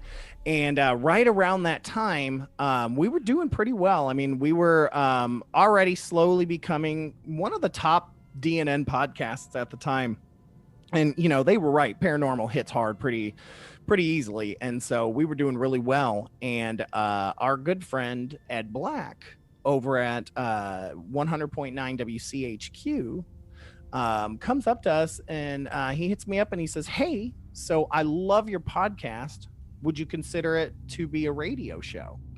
And so I talked to you, and we talked to Kelly, and we realized Kelly was going to be she lived out of town, and so it was going to be too hard to nail her down to continue. So you and I said, yeah, we'll do that. We can do this a weekly radio show. And so, yeah, we put together what became FearScape FM. And actually our pilot episode, which still has never been released, I'm still hanging on to it for a special thing. Our very pilot episode was on the Sealbach. The Blue Lady. Oh, I forgot all about that episode. Yep. We felt it was a little slow, and we always said we'd re-record it, or because we wanted to kind of speed things up faster for FM and things like that, because we were very nailed down to a specific time. And so, yeah, I still have that. I might release that at the 2-year or at the 200th episode. But yeah, I still have that on there. But yeah, they loved it. They absolutely loved it. And within like a week, they were already like, let's do this. And so we aired every Sunday Let's get night. Episodes. Yeah. We aired every night at was it 9 p.m.? Yep, it was 9 p.m. 9 p.m. every Sunday night. And we really focused very heavily on local and regional stories a lot. So we did these great stories where we covered the ghosts of a certain county. I mean, we covered Meade County and of course Jefferson County, Letcher County, all sorts of counties. I think we probably did 10 different counties. And we just, it was quite a few. Yeah, it was great. I mean, we had a lot of fun doing that, man. It was absolutely just a blast being on the radio, driving down the street and hearing yourself on the radio. It was just so much fun, man. And then, at the same time, we're recording the podcast as well. And we're having to be two different, because we kept the radio show PG, and we kept our podcast as kind of adult, not safe for work. So sometimes we'd forget. Very edited. Yeah. A lot of F-bombs, a lot of beers being drank while we recorded. And it was a tough one. Like, I remember when we covered the Witch's Castle, and we actually had Kelly come in. We recorded at like 7 a.m. on a Sunday morning to make sure to get this because we wanted her to be there. And none of us realized how deep the content was going to be, because the murder, the Witch's Castle is so closely related to the murder of Shanda. Oh Lord, I feel bad now. But yeah, the murder of that girl back in 1996, 93 or 94, I forget. But it all happened in Southern Indiana, and it had happened like the year before I moved to Kentucky, and you were too young. And so when I posted, I had a lot of friends that I went to high school with that forgot that I didn't show up till my sophomore year. And they're like, how do you not remember this? This was all over the place. But it was messed up, man, just reading that story. And we had a lot of people reach out to us and kind of thanked us for kind of revisiting that and putting that back on the radar. It had been buried. And then like, I think a year later, I think the cold case got reopened or something like that. I don't think that was because of us, but they did start like reinvestigating some of it. Some of it, yeah, because all 3 of the girls went to prison, but 2 of them got out really early, and then I'm pretty sure the main girl got let out this year. I think she finally got released this year. That's what it was. It was them getting released. So it was a really big deal, and we touched on that because she I don't know. I watched a documentary on it, and it's weird because she's just a normal. She was like, I was a teen. I don't know what I was doing. And oh my God, blah, blah, blah. And she just looked like a normal person to me. And it's just weird to think they tortured this poor girl and things like that. But it was crazy. But also I wanted to say, like, we both That was the Slender Man girls, right? No. No, different one? No, we never got around to Slender Man them. stuff was way after the 90s. This was like 93. Oh. No, they were kind of friends with this girl, and they went driving. They went out to the Witch's Castle, and they just proceeded to murder her because I guess she was like trying to date the main girl's like ex-boyfriend or something. And just it's insane, man. But yeah, I don't want to dwell on that. But yeah, and then you and I started having so much paranormal stuff happening. It was like the floodgates just opened, man, and it was just like dreams and everything was going on. And plus we're in WCHQ's house there where they have the studio, and that's haunted as all get out every day. That's super haunted. So yeah, we had all kinds of stuff, but before we talk a little bit more about it, we do have a couple of WCHQ people that did send us in a little bit of fun to wish us well on the 100th episode. So I wanted to talk about them real quick because of course we've got Ed Black, the producer and friend of ours, who got us the gig at WCHQ. He's got one for us. And then a good friend of ours that hosted the radio show The Metal Forge, Mark, and he now hosts the podcast The Metal Forge. So I'm going to share these guys little clips just wishing us well. So here we go. Hey, you blanket huggers. This is Ed, formerly from WCHQ 100.9 in Louisville, Kentucky, and I just wanted to take a moment to wish my homie Stefan a very happy 100th episode of FearScape Podcast. Of course, the podcast had been going for a little while, but we at WCHQ, we liked it so much that we picked it up and made it a staple of the radio station up until the station closed down at the end of 2019. But those guys have been going on and doing some great things with the show ever since. So again, guys, congrats on the brand new network of shows that you got going. And again, happy 100th episode. Hey, all you spooksters out there, this is Mark from the Metal Forge, and I want to give a congratulations to the FearScape Paranormal Podcast for 100 episodes.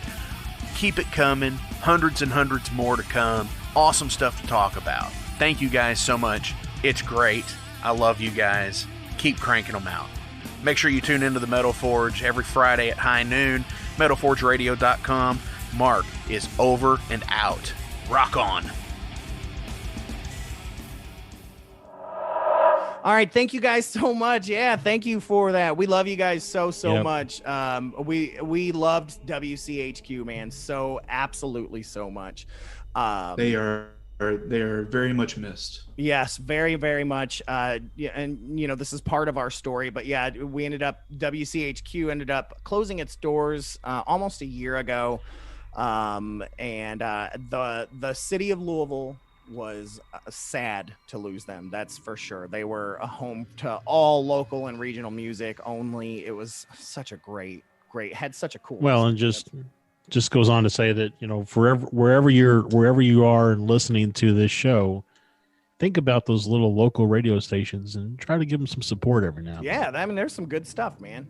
Absolutely. And they gave us FearScape FM, and it really it changed the dynamic, because I was editing 2 shows. Like, I had to learn how to bust my butt and all this stuff, and we were having a good time. And then right around this time, Brad, is when you decided you needed to start up your YouTube channel. But yeah, you needed some time off and wanted to go kind of explore your own stuff. And that's when we decided to bring Josh along for the ride, to kind of take over for just about 2 months left with FearScape FM. You didn't get to do much with FearScape FM. No, my first episode. Was it September or October? Was September. So it was 3 months with WCHQ.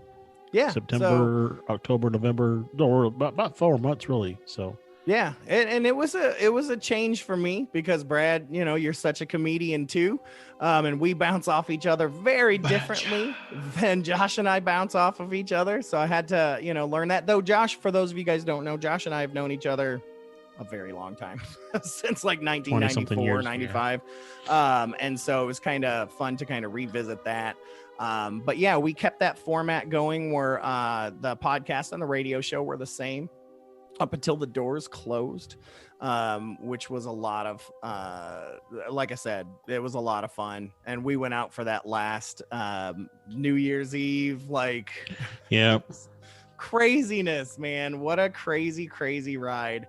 But yeah, and so Brad, I say to you, thank you, sir, for your years of service.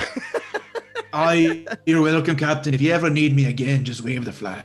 Oh yeah, we loved having you, and like I said, the show would not have been here without you, man. And I love seeing what you're doing now. Like I said, you and your wife got your YouTube channel, We What, which is an absolute blast, and I cannot YouTube.com/We What? We What?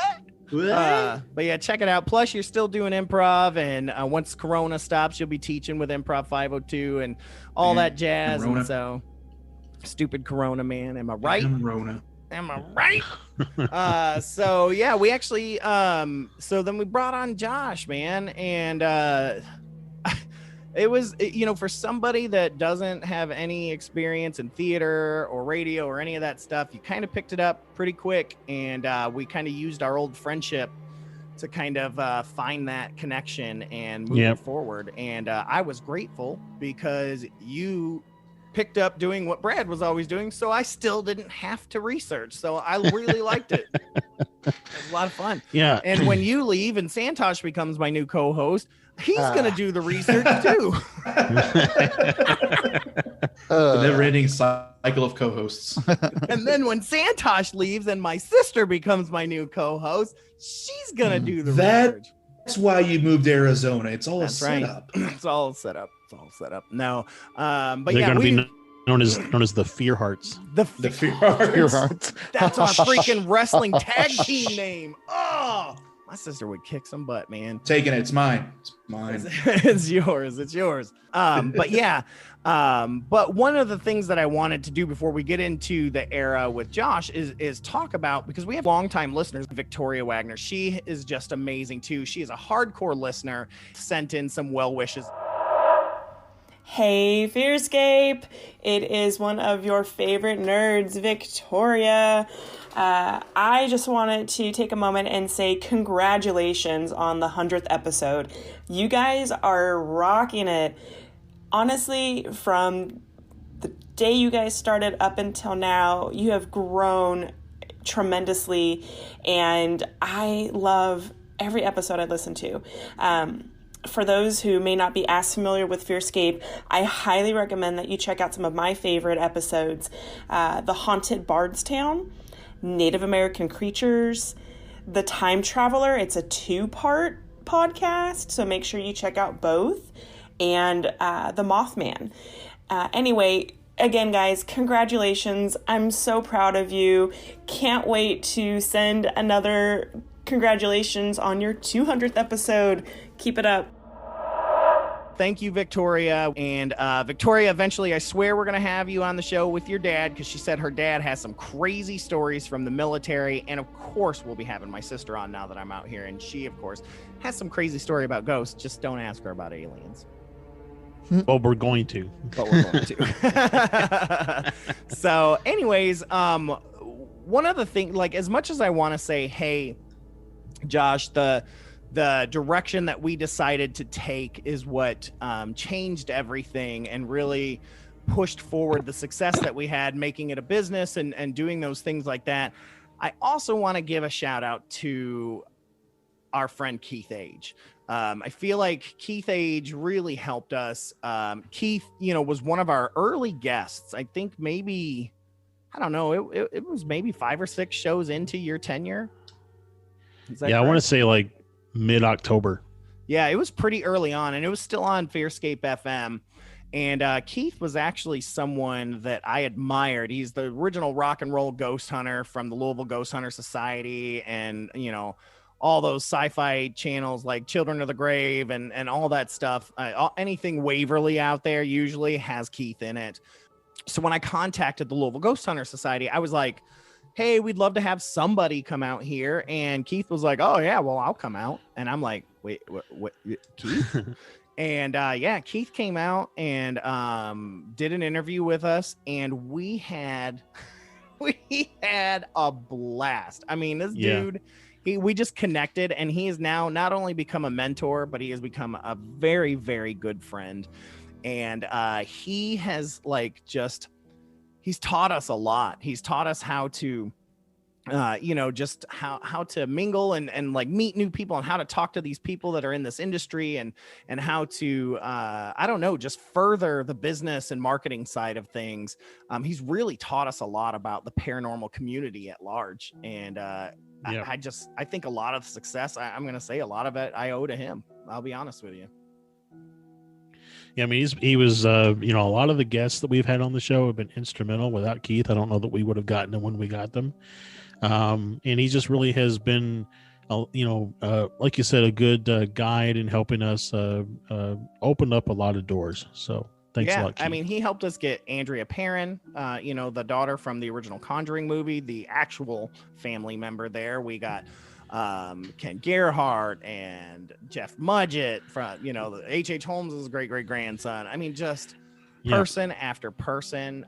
Santiago, I'm looking at you. Mary Dees Hampton, I'm looking at you. Like, we had a lot. He's even helped us, with my other podcast, Misters of the Dark, getting us some folks on there. And he's nonstop, man. And we'll talk about him a little bit later when we talk about the network. But I mean, he's instrumental in that too. But I wanted to just take a second, and Keith sent us a little something as well to wish us a happy 100th. Hey guys, this is Keith Age from the Sci-Fi Channel, wishing FearScape a 100th happy anniversary episode. Anything you listen to on here is gold, so keep up the good work. I'll see you on the dark side. Thank you, Keith. I love you, buddy. Thank you. But yeah, we have had some amazing guests, including you, Santosh. Like, we've had you on a number of times. It has been a ride. One other guest that we had on that we hope to have on again, though, is the theologian. And, he is our good buddy. And he sent us some well wishes as well. So before we get into talking about all the stuff that craziness we did with Santosh, check this out. Hi, this is the theologian wanting to wish the spooky crew a happy 100th episode. So yeah, Santosh, we've had you on a couple times, and we talked about Injured Cold, and all of this kind of goes back to Hellier. I have to say, and the reason I'm adding you into this is because this is also something that changed the dynamic of the show. Is when I watched Hellier. All of this goes back to Brad too. When Brad and I did the episode on the Kentucky Goblins, if you'll recall, one of the things we kept coming across was this new show getting ready to drop called Hellier that dealt supposedly with the Kentucky Goblins. And I was like, but it looks like some sort of like stupid ghost hunting show. Yeah, I remember. But I ended up watching it. I was very hesitant on watching it. Yeah, well, I ended up watching it and I fell in love with it. And by the time I finally watched it, the second season was already out. And I was like, Josh, you got to watch this.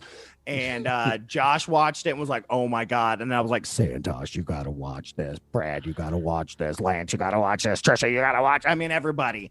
Yeah, I mean, I got my wife to watch it.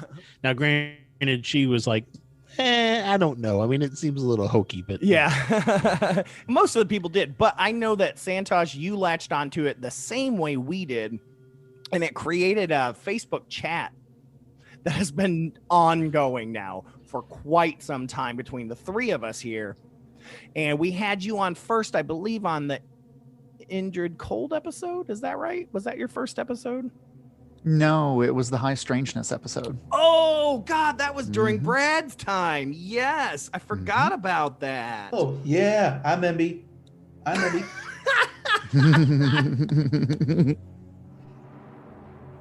Yeah, we had you on talking about High Strangeness and talking about that case with the three women in Kentucky. And then, that was my last episode I was on. Really? That was the last one? That was my last one, yeah. So Santosh scared you off. It wasn't. I'm the one that turned you on it. Good to know. Santosh came on. I'm like, look, there's don't worry. I was just as much a destructive force for that play at the end of the day too. Well, we don't, thanks, 12 steps. But yeah, then we had you on with Injured Cold because we had been talking to you all about Hellier, and of course, Hellier deals a lot with Injured Cold. At that point, we all read Visitors from Lanulos from Woody Derenberger, and we had been wanting to talk about we had already done the Hellier episode, is that correct? Yep. Yeah, so we'd already done our review, if you will, on Hellier, which at the point was like one of our highest rated episodes, and that's what I'm saying. Hellier actually really helped us get numbers too because it was hot at the moment. Right. It was hellish hot. It was hellish hot. But yeah, so we had that, and we had Santosh come on, and that got us obsessed. And this is when the show really started taking a sharp right turn into ultra terrestrials and extraterrestrials and essentially X-Files type stuff, man. Yeah. We started reading all of John Keel's books. Like, yeah, right behind you. Reading John Keel's books and just really kind of moving towards this a lot. Even the three of us took a trip out to Point Pleasant, West Virginia to look for the Mothman. I am so jealous of that. Oh, it was so much. It was an amazing trip. I mean, it was just crazy, man. The domes were insane. Dome chants were insane. Dome chants were still insane. On Spotify, by the way. You guys can stream that for free. Dome chants. I want to do a spooky adventure.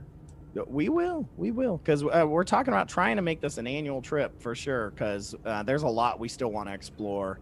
But we met some amazing people, and just, God, I mean, the show has just been absolutely phenomenal. I mean, like Keith, and it seems like every guest that Keith gets us, while we're theorizing and putting on finally putting on our aluminum foil tin hats, type things, like all of a sudden we're becoming those guys. It's like the guests we talk to are all of a sudden sharing the same theories as us. Yep. Would you say that Keith is your fiery godmother? He is my fiery godmother. But Josh, I mean, this is. I want to speak to you and let you take the mic for a minute and talk about how this has changed you spiritually. Yeah, I mean it's for everybody who probably knows by now who listens to the regular show. I was raised up in the Southern Baptist Church, and so I really sharply moved away from that pretty much towards the end of high school and finished it out and wasn't really sure kind of where I sat on things, but yeah, over the last probably year to year and a half, especially since joining the show, I've really taken a shift towards kind of where, so I consider myself a humanist now, which is basically humans can do it all. We don't need a higher power to do it for us. Humans can do it. And so I've really been exploring what that means for humans can do it. The complexity of the fact that our bodies can heal heal itself. I mean, that's intense, and a lot of things that people just kind of scoff over. But the fact that if you cut yourself, your body will stitch itself back together without your aid. I mean, we put Band-Aids on it just to keep the bacteria from getting in there, but your body will do it all. It's all the stuff that we take for granted, we don't think about, Yeah. all of a sudden becomes beautiful. And so when you think about that, and you think about what else can we do that we haven't really teased out, and so that's where I'm gonna huge right here. Okay, Santosh, you have been a huge part of my journey over the last 6 months to a year. Your insight on things, your guidance on things. Basically, you are my Wikipedia of the mind. And so I know at any point in time, I can go into our Facebook chat and say, hey, what do you think about this? And you're going to give me an honest answer. And it's exactly what I need to hear. So. And you totally need Thank to you for that. tagline that on any webpage or anything you have. Santosh, Wikipedia of the mind. Wikipedia of the mind. It's like when I was the group conscious for Happy Gas, and now I'm the morale officer for my French Manila fam.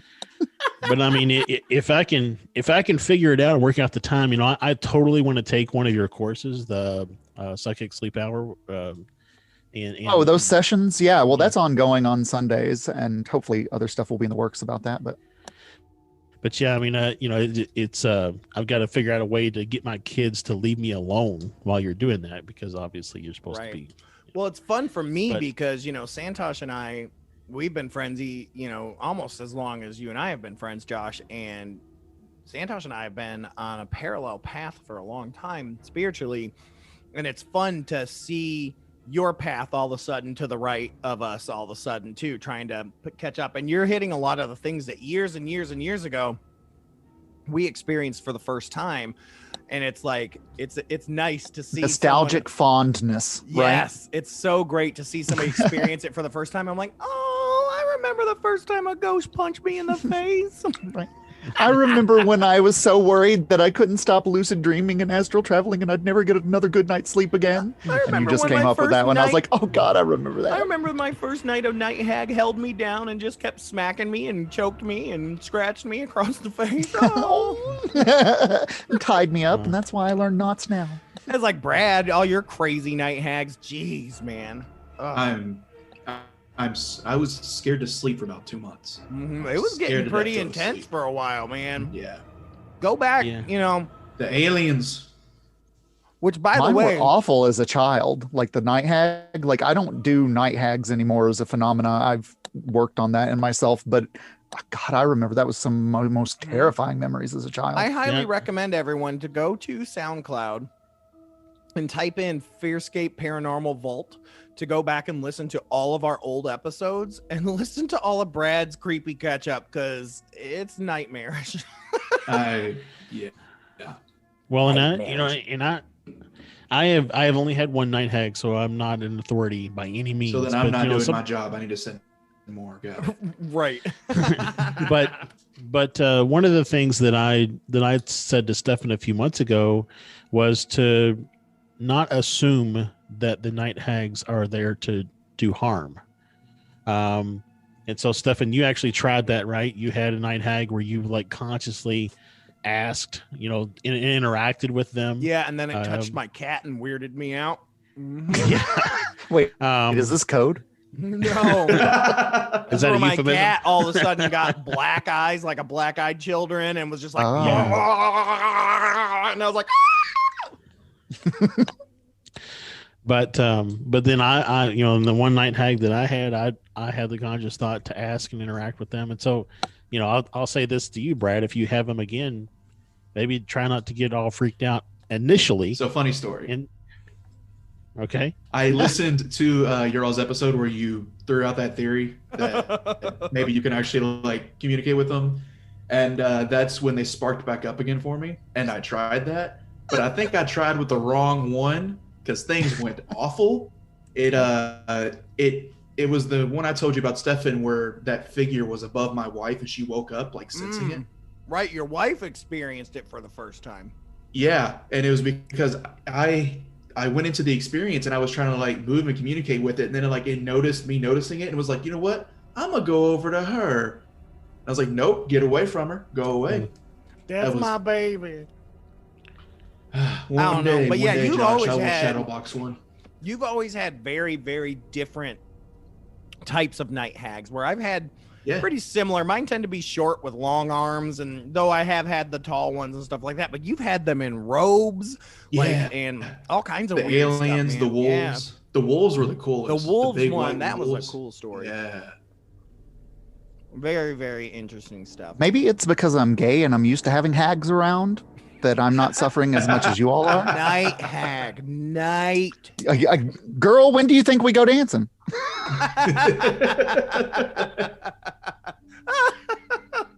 So, Steph. And that's the episode, folks. Turn in next week for episode 101. Got me.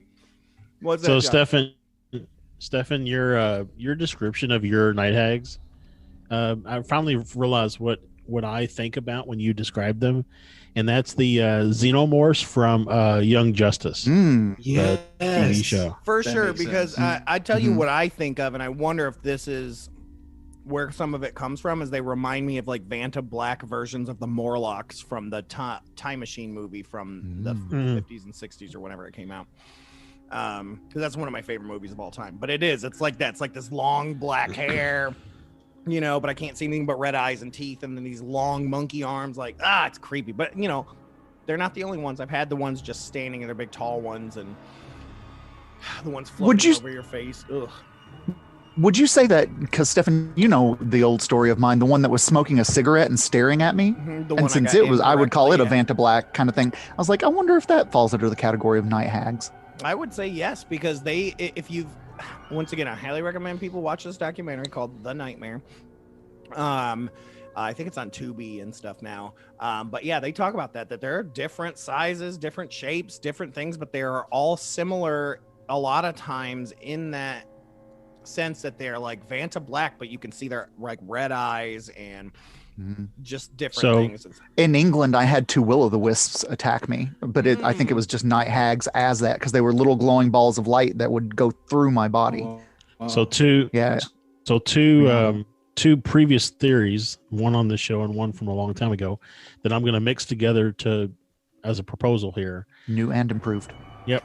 So one of the things that I said a couple of months ago is that the ghosts or entities that we interact with as ghosts are really non-form. They just take on whatever form they need to interact with whoever they're interacting with. And so potentially that Santosh, Stefan, Brad, we're all in the same room. We all see a figure. We could all see the same figure differently because of how that thing needs to interact with us. Right. Like so that's one. Like it uses our memories to form it. Our memories are conscious to interact with us. So take that. Fast forward to I'm not a time bender. Fast forward to tonight. Fast forward to tonight.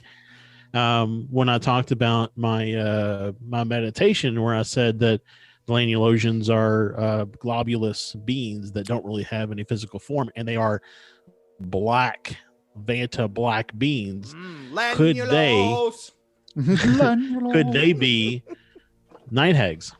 Possibly. There could be malintended Laniologians just the same as they're and I find it funny that a lot of times when people say that they've seen a demon in their house, it almost feels like a waking version of a night hag, because they always tend to be, they're like, I just saw this black figure, which Santosh, do you remember the black hooded figure at 4th Street that used to walk through the kitchen past the bathroom? That place was so haunted. That's the tuxedo guy that I'll never forget. Yeah, God, that place was so only experience of true terror, seeing one of those things float up to the ceiling. But yeah, you just, who knows? Very, very interesting. But yeah, I mean, a lot of times we're on a quest to know. So I agree with you that they're amorphous things, non-corporeal, and with interacting with the medium of 3D are also perceptually different to different viewers. Yep. I'm right there with you. Yep. But to swing this back around, it's like, yeah, this experience of Hellier and all that stuff has kind of like guided how we ask questions to our guests as well, and how we approach a lot of the topics that because even, you know, we just have a list of topics that goes back to when Brad and I first started curating a list of topics.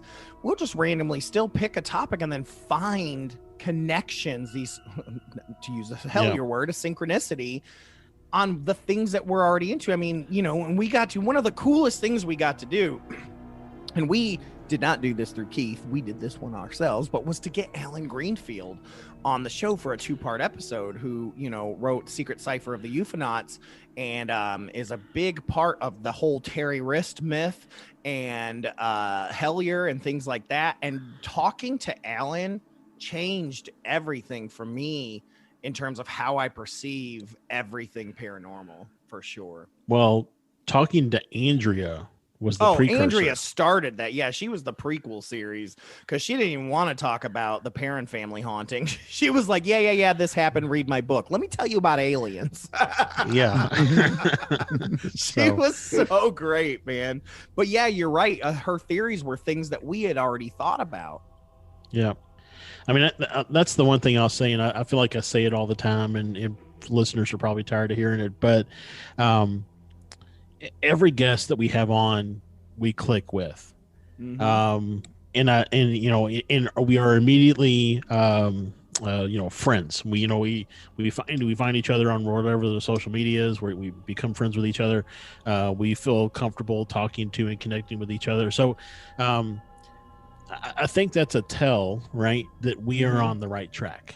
That something is working. I think the biggest example of that is Jeff Mudgett. I mean, this is a guy that did not want to do an interview in any way, shape, or form. He was kind of done doing interviews. History Channel kind of screwed him, and he was just tired of talking about it. And Keith was like, no, seriously, trust me, these guys are great. And when the man gets done, he says it's one of the best interviews he's ever had. Yeah. And just, it kind of reinvigorated him. And that was like, that made my day for sure. And it was really, really neat. And, he said, you boys ask the hard questions, but they're good ones. And that made me feel good. And that's the tell. I mean, that's something that even Brad and I started in the very, very beginning, which was make this thing the best thing possible by actually putting in the damn work. And, we hear that a lot. You guys just heard Longhorn Paranormal last week, and they talk about that too. That's what separates them from a lot of ghost hunting troops, is the hard work that they put into it and busting their butt to be as scientifically accurate as possible. Whereas we try to visit things from so many different angles and not be afraid to share our viewpoints, which some of it tends to be taboo. So. Well, and sometimes we share our skeptical viewpoints too. For sure, yeah. And there's been things that you and I have been, boy, on the opposite side of things, for sure. But yeah, like that, Alan Greenfield really opened some doors for us. It kind of gave us a bit of respect, I guess, in the podcasting paranormal community. Because the boys from Hellier listened to that episode and responded to us on Twitter and things like that. And eventually we contacted Connor Randall, and who was just absolutely phenomenal and agreed to come on the show. And we got to have him come on the show. And he was I'm so thankful for him sharing that out. I mean, that episode's one of our top episodes, and that was just recently, and I had to postpone it for weeks because I got sick, But even talking to him and sharing our theories with him, and he was totally okay with us sharing our theories with him. Right. Yeah. I mean, I think at times he was like, I hadn't thought about that before, and to call out another guest that we had on that really reached out to us after our first Great Day Alive interview, which is Vashti. Oh, Vashti. God, I love Vashti. We were supposed to have her on a second time, but she had some stuff going on. But I mean, so much of what Vashti had to say about aliens and entities and that sort of thing really, again, just synced up with the stuff that we were That's what already I'm talking saying. and They thinking all about. did. So Andrea Santiago Cirillo, like his stuff synced up. Mary Dee's Hampton stuff that she was into, it just all fits that, and it continues that way. And Hellier, I've said it a million times, Hellier was this jump off thing. Yeah. It just, I don't know. And it's actually, when we have gone back to hauntings and things like that, it's only strengthened it. It's really, really interesting. It's really, really interesting. And you start to find a lot of parallels between haunting experiences and UFO alien experiences, and so it's almost impossible now for me to look at those things as separate topics. Yeah, it's really just all the phenomenon. Yeah, even then, talking to Ken Gearhart, and not my cousin, then cryptids and how cryptid Joe Perdue, talking to him, how all of this is connected. And then finally, which this episode's not out yet, I believe it's coming out next week, but we got to talk to NASA astronaut Ken Johnston. Yeah. Oh boy, talking about the stuff that he has physical proof of, moon like pictures and stuff from like people on the moon and stuff. He was in charge of that entire archive, and he snatched that stuff up as soon as the MIB was rolling, right? It's like, so that one, I can't wait for everybody to hear that episode. I mean, he lays it down and tells us the real deal. I'm still waiting for you to go to his house in New Mexico. So okay, how long until the MIB shows up for you guys? It's they've already been around. They've already got after you two. If y'all want to go back and listen to the Mothman episode and hear us talking about how scared we are of the MIB, you can. Well, after my I shared this with Stefan and Santosh today, but after my my 2 meditation things this past week and a half, I've had a bunch of just random calls that call, and I answer and I say hello, and they just disconnect after 9 seconds. I wish I had that, because all mine are like, your extended warranty is up for that. The extended warranty is the MIB. Yeah. The other one is did you know you can pay off your student loans for free? And I'm like, that's it. MIB. But I mean, I still get those too. Like, I still get those warranty calls and the student loan calls, but these are just nothing. Just dead air for 9 seconds. No clicks, nothing. Just what you should dead do, air. What you should do is get one of those call recorders where it records the calls, and then put them all together and push the gain up on that as far as you can and see if you can hear something. See if I can hear something. Maybe you just hear your car's extended warranty. Have you or anyone you known suffered from mesothelioma? Josh, are you sleeping? Wake up, buddy. But no, I want. Would you like to join a class action lawsuit? Right. Oh, yes, I would. Well, one of the last things I want to talk about is so after 2 years, it's been 2 years. So after 2 years and 100 episodes, one of the greatest accomplishments I feel like that we accomplished more than anything is creating the FearScape Media Network. Yep. When I joined the show, I think the show was a part of the Destination Nation Network. Which shout out to those guys for having us involved. Back to before I joined the show, we were with Brad and Stefan. But as we started to grow, and as we were shifting gears a little bit, we felt like we wanted to kind of move away and start our own thing. And it was always, I think, a dream of Stefan's is to kind of have that going. And so, that was something that started back with Brad and I. I mean, we talked about it pretty early on about wanting to have our own network for sure. Yep. Yep. So now we have, the FearScape Media Network in cooperation with, again, Keith Age. Right. Yeah. And that's why I said Black we would Leather bring Productions. him back up. It's interesting because Josh and I had been seriously talking about it, because Lance and I, my buddy Lance Wayne, the man with no name, him and I started the Misters of the Dark podcast. We used to do a DNN podcast called Unhappy Campers, and we wanted to create something new but similar. And so we started Misters of the Dark, which is fun. There's a little bit of fiction mixed in with it while we review movies and books and the like. And so we had 2 podcasts there. I had that idea for Tales for the FearScape, and I was like, we really need to do this. And then one day, Keith, who always calls us up at like 9:30 at night, he texts you and he says, call me. And you're like, well, it's Keith Age, I better call him.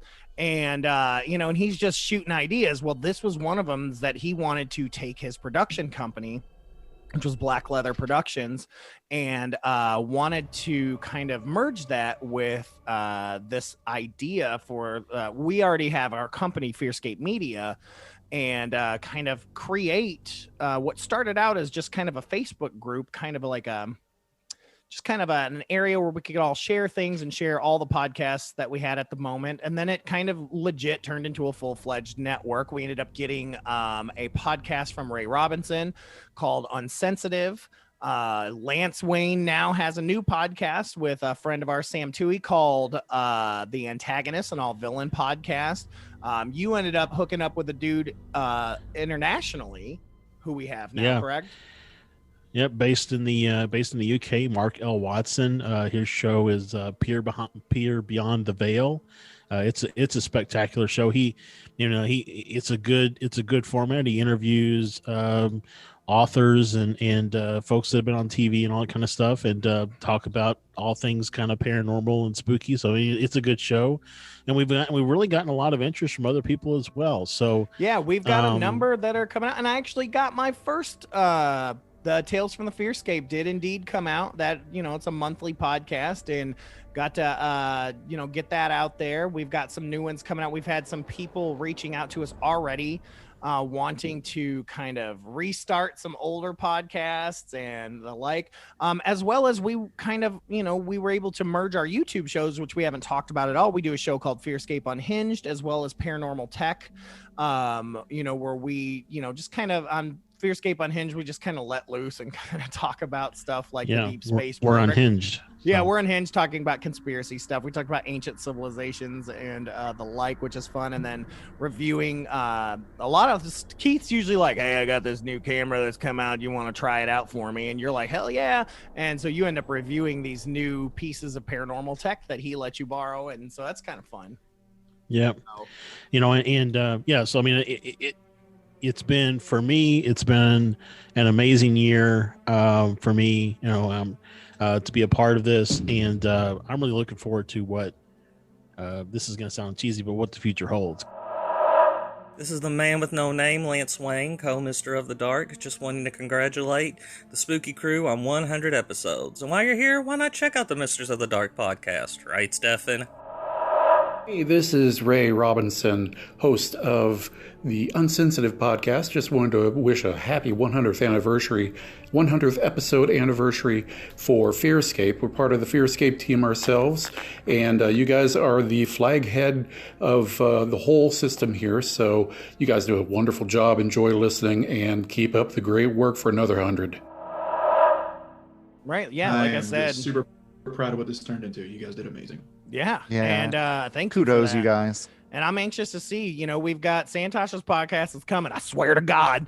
And we've got, we've got other ones that are they're on the wire, and there's some good ideas that are coming. And I just feel like this time next year, we're going to be this full-fledged network of podcasts and YouTube shows from all over the spectrum. I'm just so excited to see, just a shout out, go to fearscapemedia.com, see all the stuff that we've got, shows that are already on.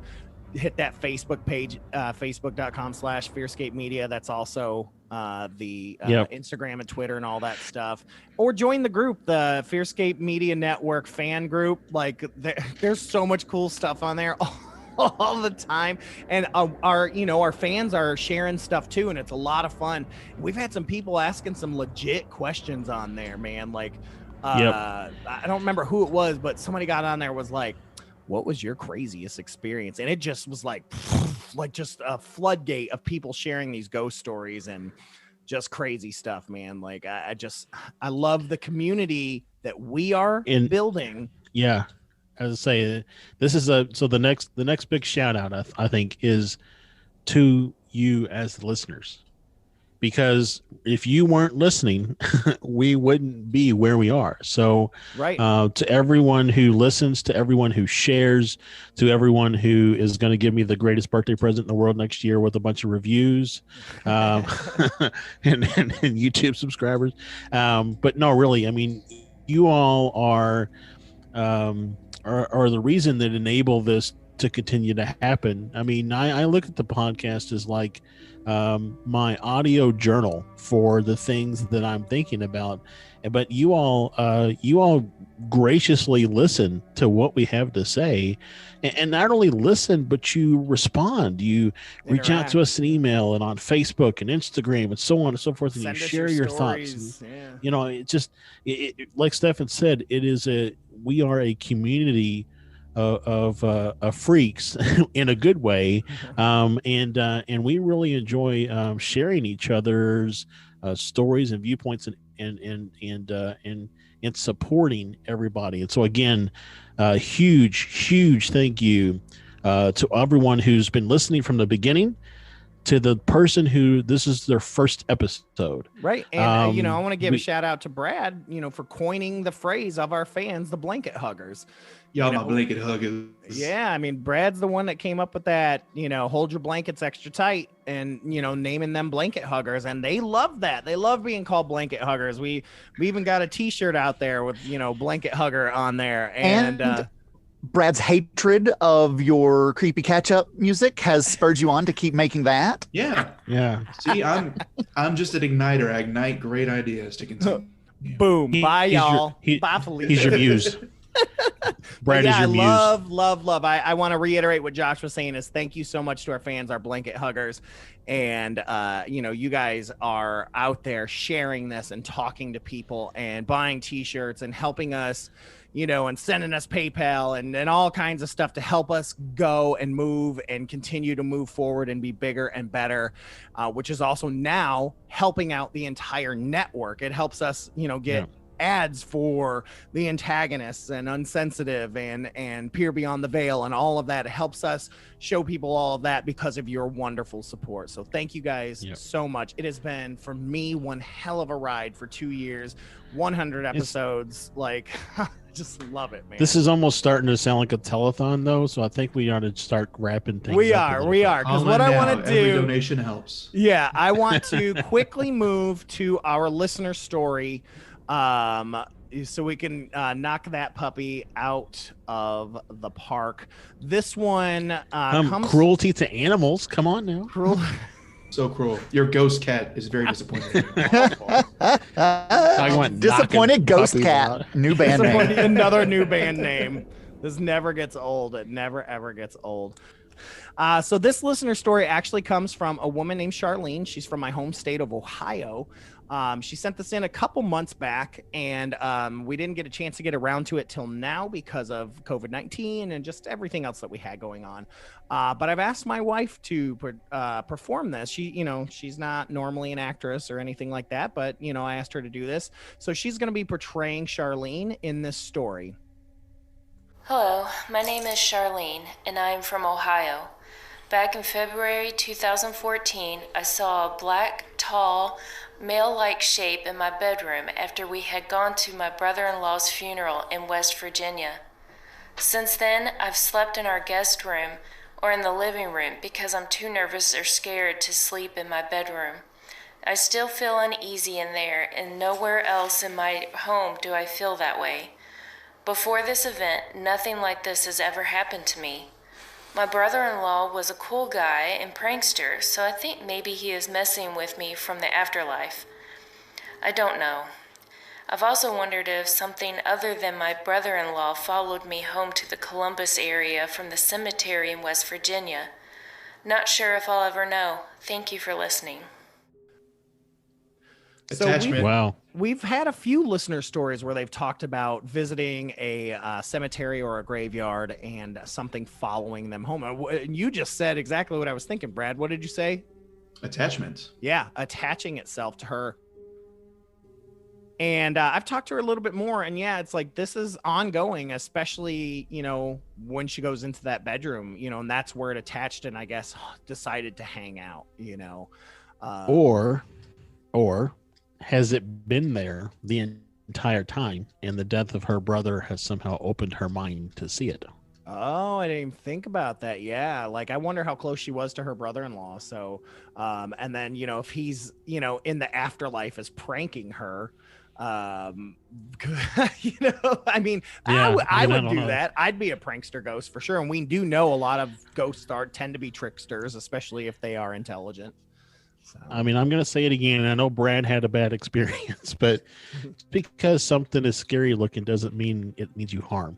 Just to keep that in the back of your head. I mean, yeah. I mean, look at you. That's you definitely have a face for radio. That's for sure. And you've got the voice for print. Yep, voice for print. That's for sure. But thank you, Charlene. Thank you so much for sending that in to us.